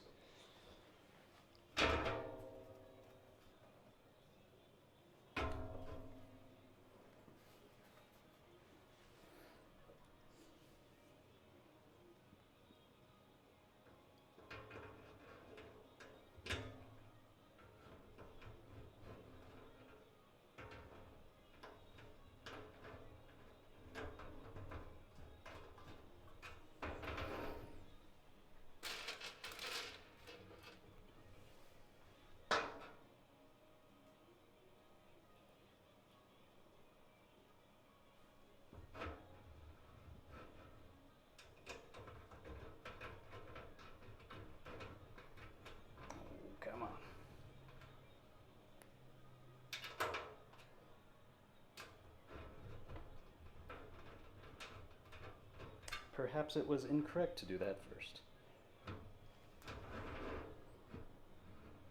As all these holes are not lining up as anticipated.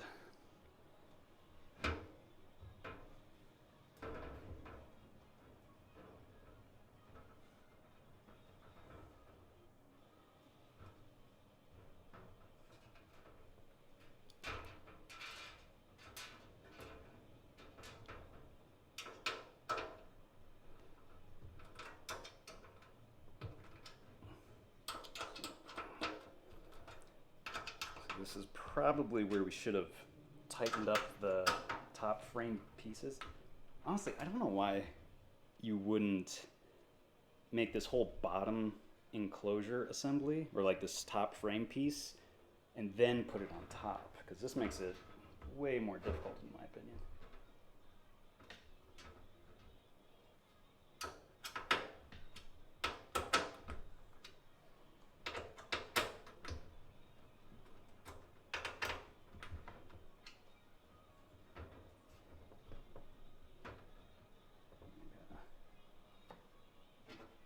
Massage this into position.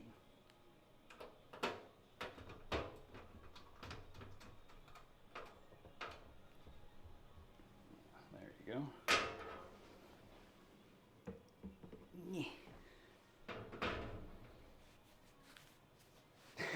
Rewrite the manual. No, I will not. But I think it being open source, maybe you can make comments to it? I don't know. Or forks, or whatever the correct terminology is.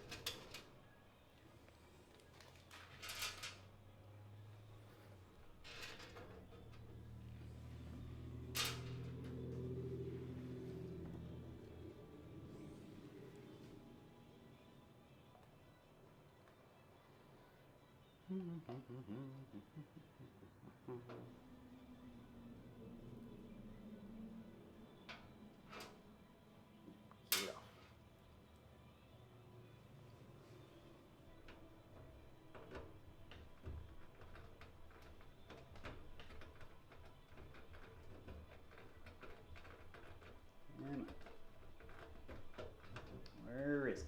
Where's the hole?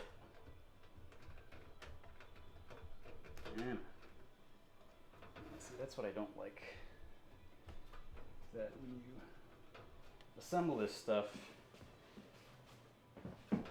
in situ, you gotta sort of massage everything into place.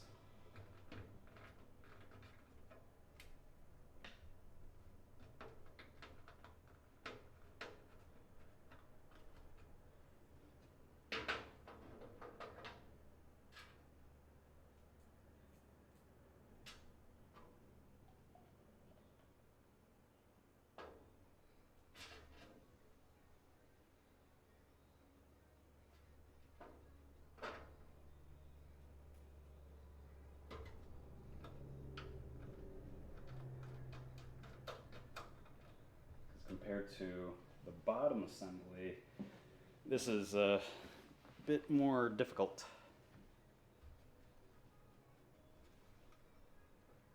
A pull request. I got it.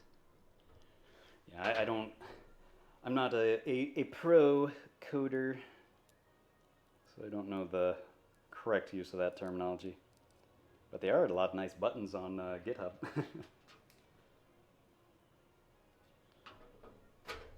It's like, would you like to make a pull request? Sure, why not? That sounds fun.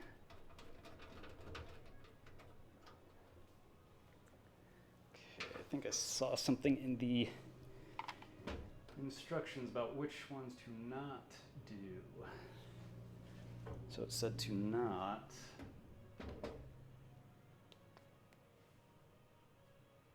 So no screws there. Does it even have holes? No, it doesn't even have holes there, so I don't have to worry about those. Then these ones don't even have holes to line up. Well, I mean, they have holes, but don't use them. So we don't need to mark them. I'm not going to mark them.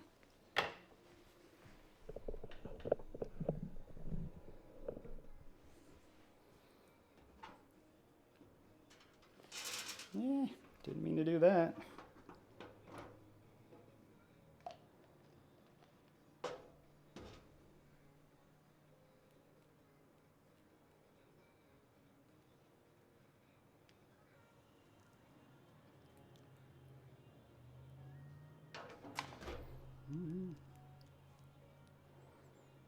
One, two, one, two. So we need some on the front side here.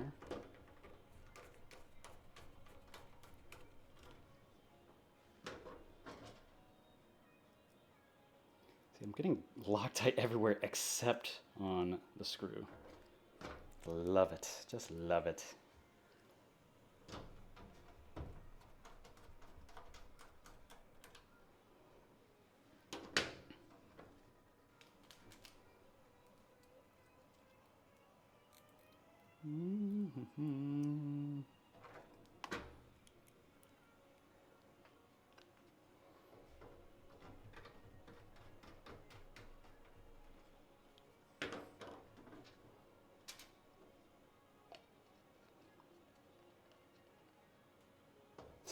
Super glue method. I like that. I've been seeing on a lot of super glue bottles now is they put the warning of don't put super glue on your fingers and then press together, because if you press together, since most super glues are a pressure sensitive adhesive, you will quite literally stick your fingers together almost instantaneously. So I do find that very hilarious.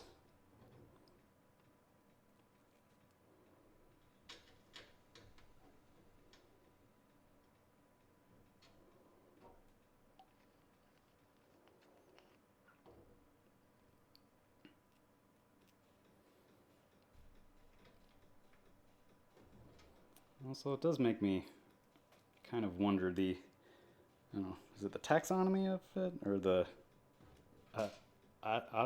etymology or whatever the word is that says the origin of the word.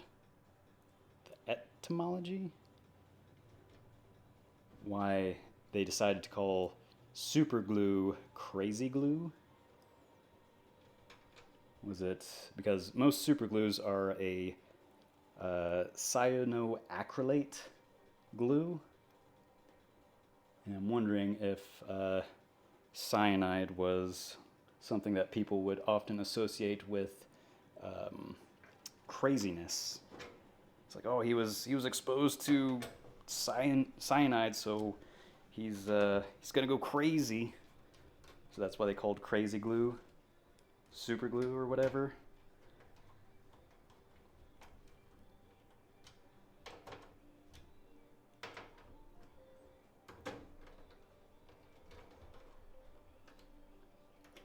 It's always fun learning the origin of stuff like that.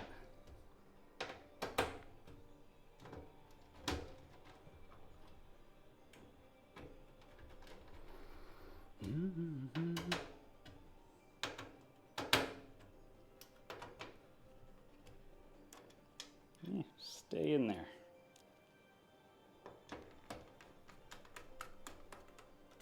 Okay, so now that we have the top on, we can tighten down everything on the top, even including the corner braces.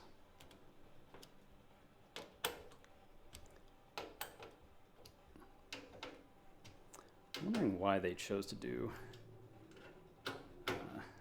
fastener stuff here instead of doing like some sort of slip fit type stuff. Probably requires higher precision in manufacturing to do that.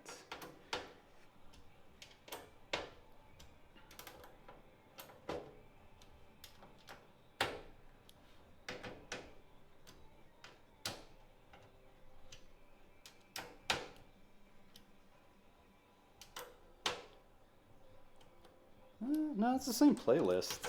Probably just on a different portion of it.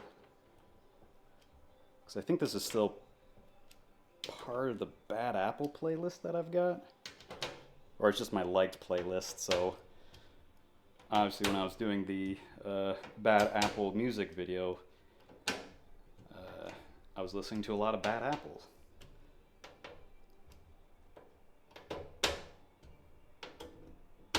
Yeah, don't strip that screw out. Don't you do it. Ah! There goes my driver.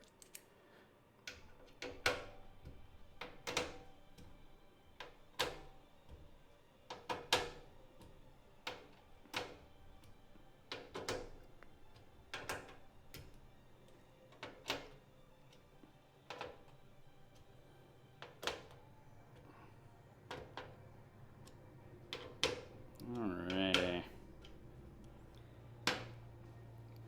So that looks like the top enclosure is done. So let's look at the rest here. The next is installing the PSU lock parts. Okay. So I still got plenty of, what is this, M3x4s. We need M3x8s. Come on. Go back in your home. Go back. Back whence you came.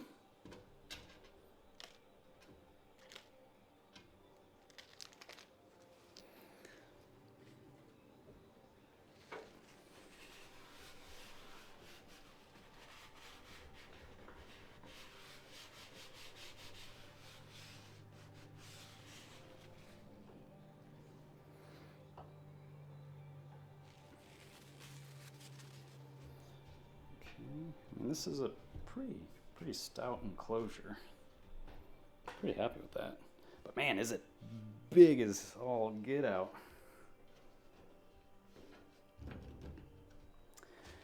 So let's see. I gotta do PSU. So that goes on the inside. Okay, that's an interesting place for PSU locks. Huh. Interesting. Actually, I will be right back. So don't go anywhere.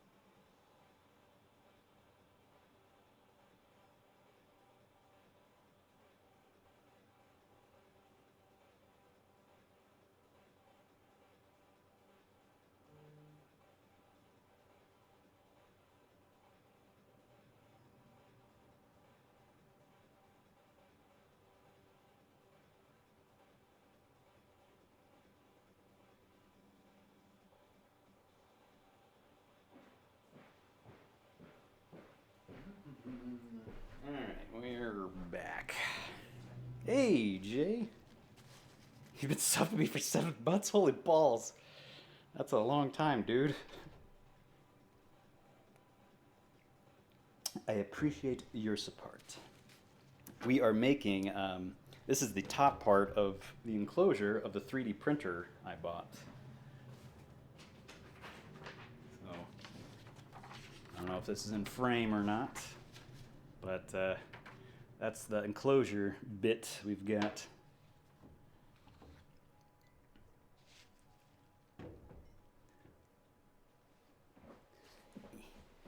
It's taking up a ton of space.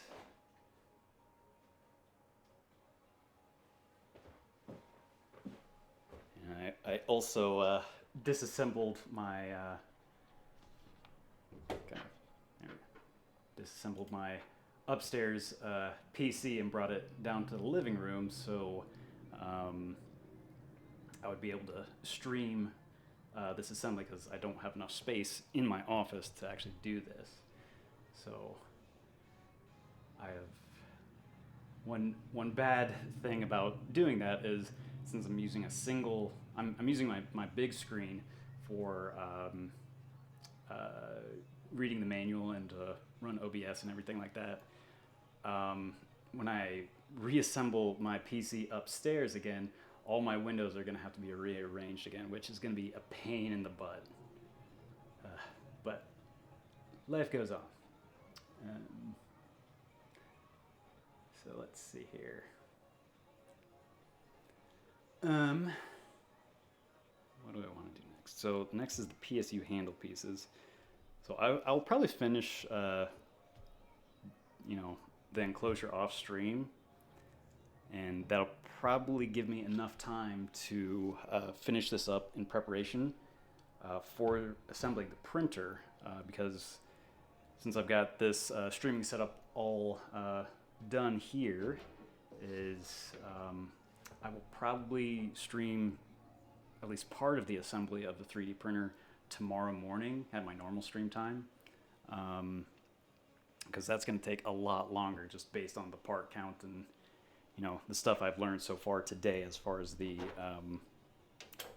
streaming setup goes for this. So we'll go like 15 more minutes and do like we normally do and raid into DM, because she's playing Signalis today, which is going to be sweet. We'll see how fast she can finish that.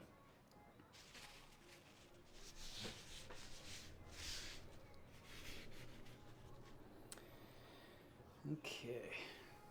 I almost want to make another source here so you can see the instructions, like, I don't know, was it like right here or something on screen? But I don't know if that makes more sense or not. Do not the Elster today, yes. That's so funny when you sort of make that realization that it's like, oh, maybe because people were eating the Elsters, maybe that's why they were turning into monsters? Oh yeah, I'm totally excited for her. I'll do my best to not do any spoilers, but we'll see if she does the increased inventory size, just because I know at the very end there it is so frustrating that you're just like, hey, I got something, and it's like, oh, I don't have any space for it, so it's quite a pain in the buttocks. So I'm sure while I'm watching DM, I can finish this thing.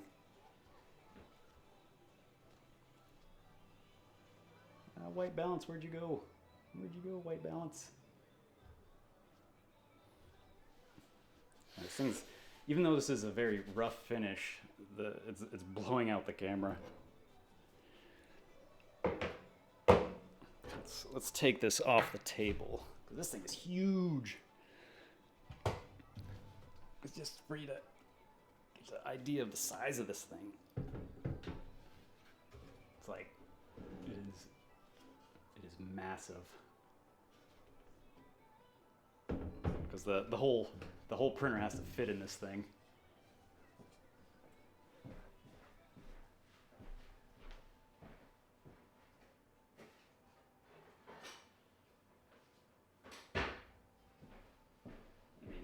In reference to the printer, so I've already opened the printer boxes, just because I wanted to see all the cool stuff. All right, see you later, Jay. Thanks for stopping by. So, golly, that thing is big. So this is the actual frame of the printer here. Just my microphone. This is the frame of the printer, and it's got to fit within that enclosure, but you can tell, god dang, that enclosure is huge. Can I overlay this?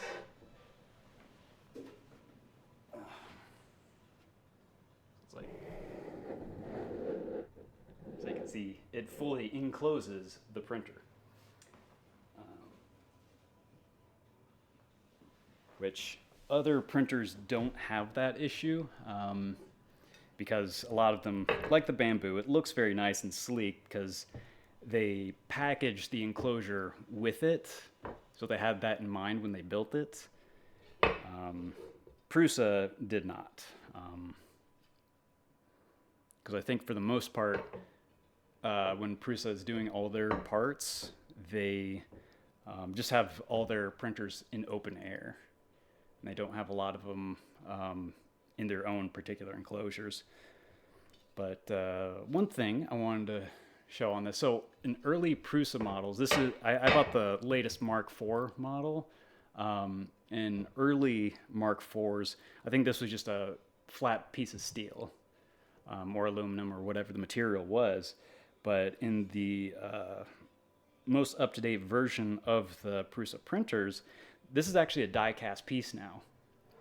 So before, I believe it was a laser cut flat sheet. This is now die cast, so you can see more intricate detail in here. All the holes are cast in, but then they go back through it and machine the holes that they need. And more importantly, they've got this sort of hex grid on the part here, one to lighten it without reducing its strength. So I'm sure a lot of their customers were complaining about high shipping costs, which I don't think it was that bad for this particular one. Yeah, you can actually see the, I don't know how well this will show up.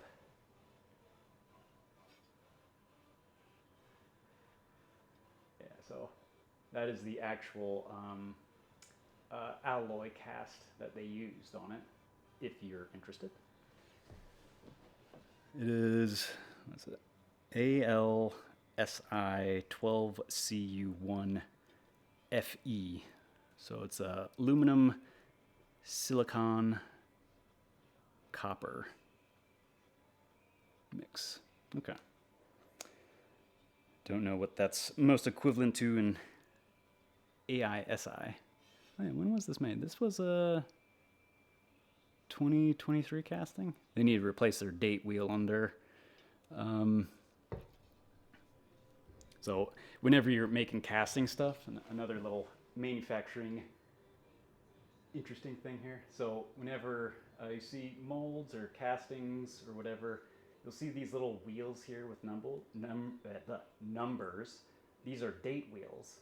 And you can tell shops that care and don't care about their molds is they will replace these with the most up-to-date stuff. You can see this is a potentially an out-of-date casting, or it was made last year. So this is a 23 model, and you would look at whatever date was punched out in the little number ring on the outside periphery here.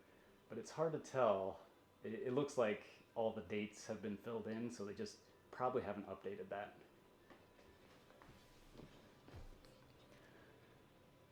Want to add a camera for 3D printing time lapse? I might. I might look into doing one of those webcam setups where they have what is it?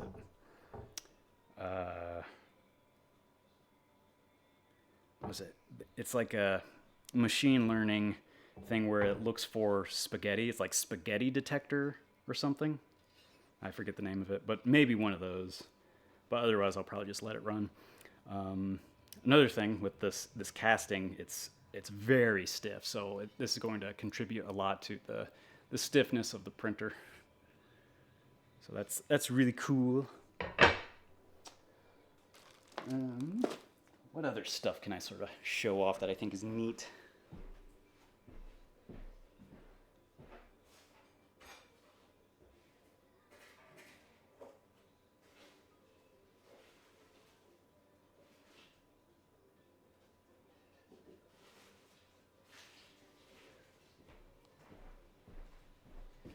And let me see here. Yeah, spaghetti detector. I think that's the name of it. I don't remember off the top of my head. that seems to be the name that's sticking out to me. Here's the print bed, also another lovely looking aluminum casting. Is it the same material? Yeah, it's the same aluminum casting material. This has also got the date wheel on here. It still says 23 on it. So perhaps they just did a very long run of 23 and they haven't used all of that stock yet. But it seems like they're always printing more parts for these things. Another interesting manufacturing bit here is, so with a lot of the Prusa stuff, they like to 3D print almost all their parts where they can, which I love that they lean into that. This is a very interesting one. This is a combination of traditional manufacturing and 3D printing. So this rough surface here, they used a rough PEI sheet when they printed this. So they printed this, facing down. But then they used a more traditional screen printing here to actually do all these little features here. So if I try to bring this up here, so you can see the nice detail of the screen printing or heat transfer press, whichever one it was, but it makes it look really, really nice. And one of the things I appreciate is integrated features like this is actually a little flexure piece, so that'll spring back whenever you press it. So I think it's a really good manufacturing detail.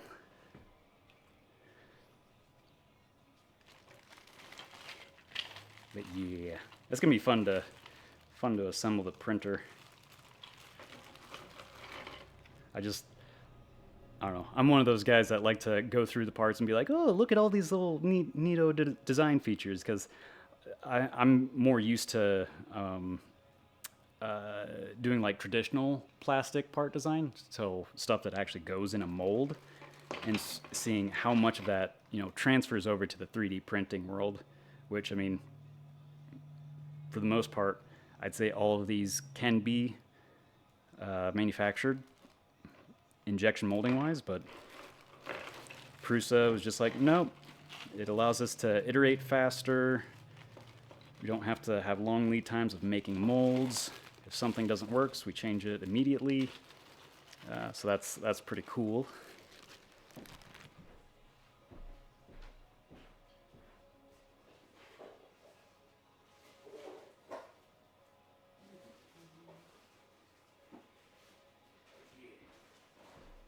Yeah, here's another cool one.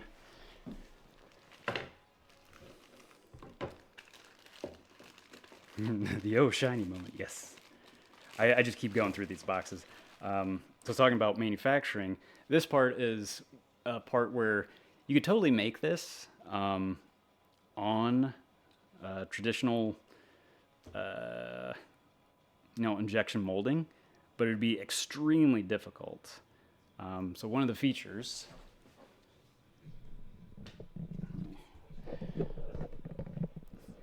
that mic there. So let's see, come on, focus. Yeah.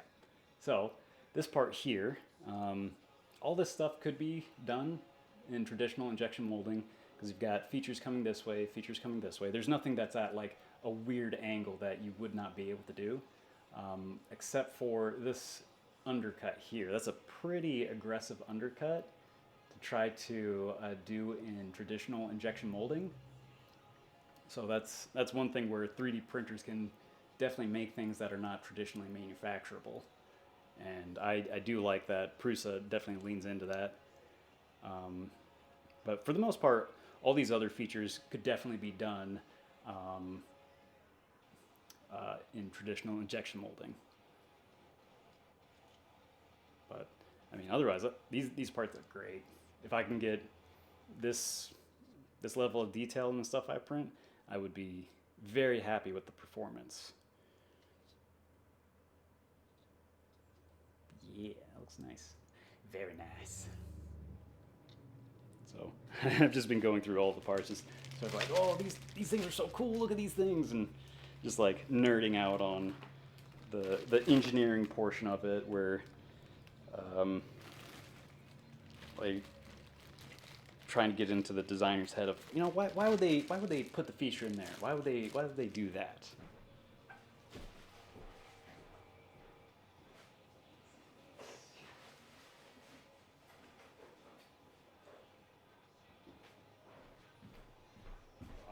Instead of just going back and forth, I'll just bring the boxes here.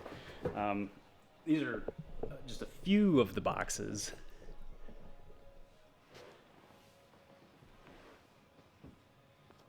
That came in the total assembly of the printer, and I've been sort of rifling through these.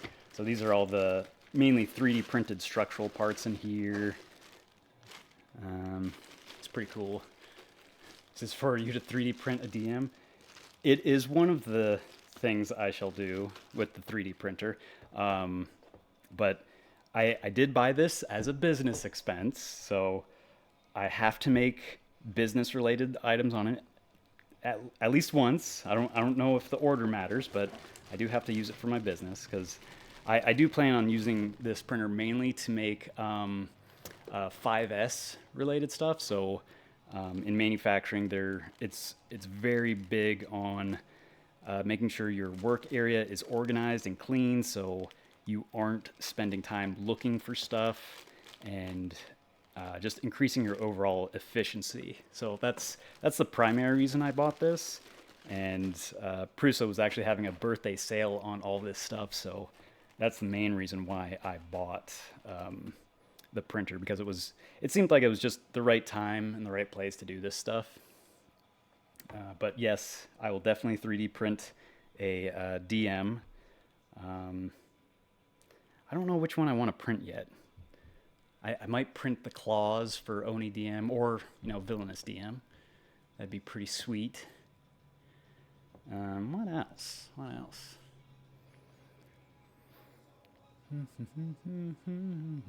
Can't think of what else.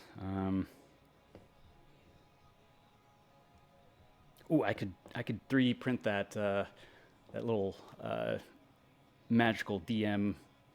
Was it not scepter? Wand. I could do the wand. Do some other stuff too. That'd be pretty cool. Yeah, I mean, I've got tons of stuff that I'm sure in time I will see, like, you know what? I don't need to spend a bunch of time programming my CNC machine to make something that's maybe a sacrificial element. Articulated version of the model? Dude, I don't know if this printer would have the resolution to do that. It can certainly make small features, but an articulated model might be pretty difficult. But depending on how much I like this printer, and if I get the 3D printing bug, who knows? I might even have to buy a resin printer if I need more detail. But also nice circuit board. It's got the Trinamic drivers. That's pretty sweet. So it should be a nice and quiet printer. They do not like very loud stepper printers.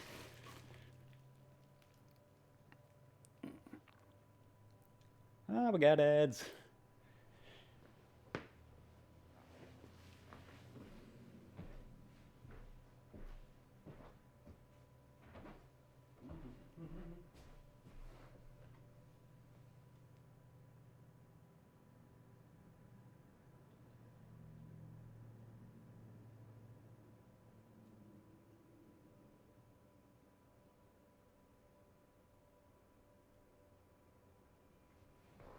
Oh yeah, Girl DM is live, so make sure to get your head pats. Quick, go, go, go, go, go.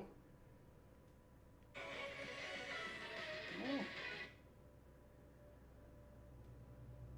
That head patting.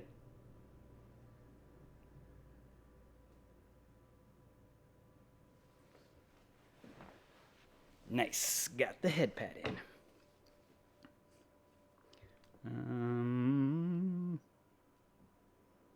Switch back to creator mode. skip. Why would you put a tutorial in here? Stream manager? Oh, what was I on before? I don't want to see the stream. Yeah, there we go.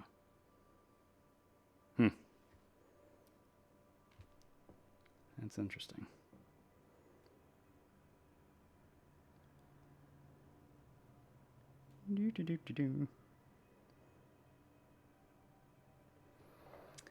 Okay. Let's see here. We'll go ahead and... What I would need to do is put the on-screen keyboard on here, because right now my keyboard is all the way over there, and I don't have a wireless keyboard, which would make this way easier. I mean, I do have a hub that I could extend. Let's see here. Let me walk over to the keyboard.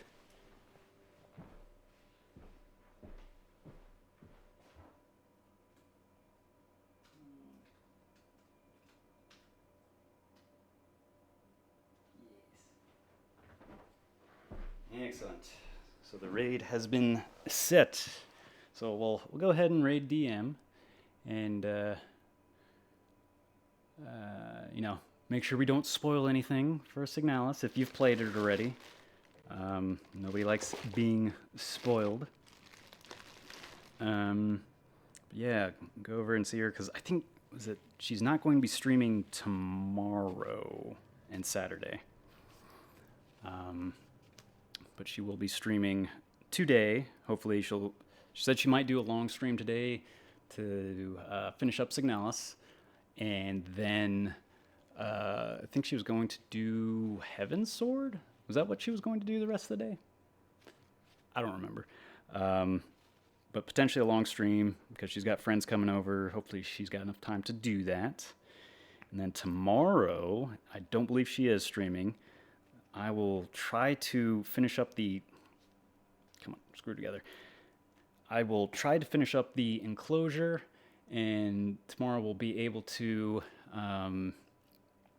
hopefully start on the 3D printer. And I'm hoping that we can get the 3D printer done for tomorrow. But thanks for joining, guys. We'll see you over there. Bye. Bye, bye, bye.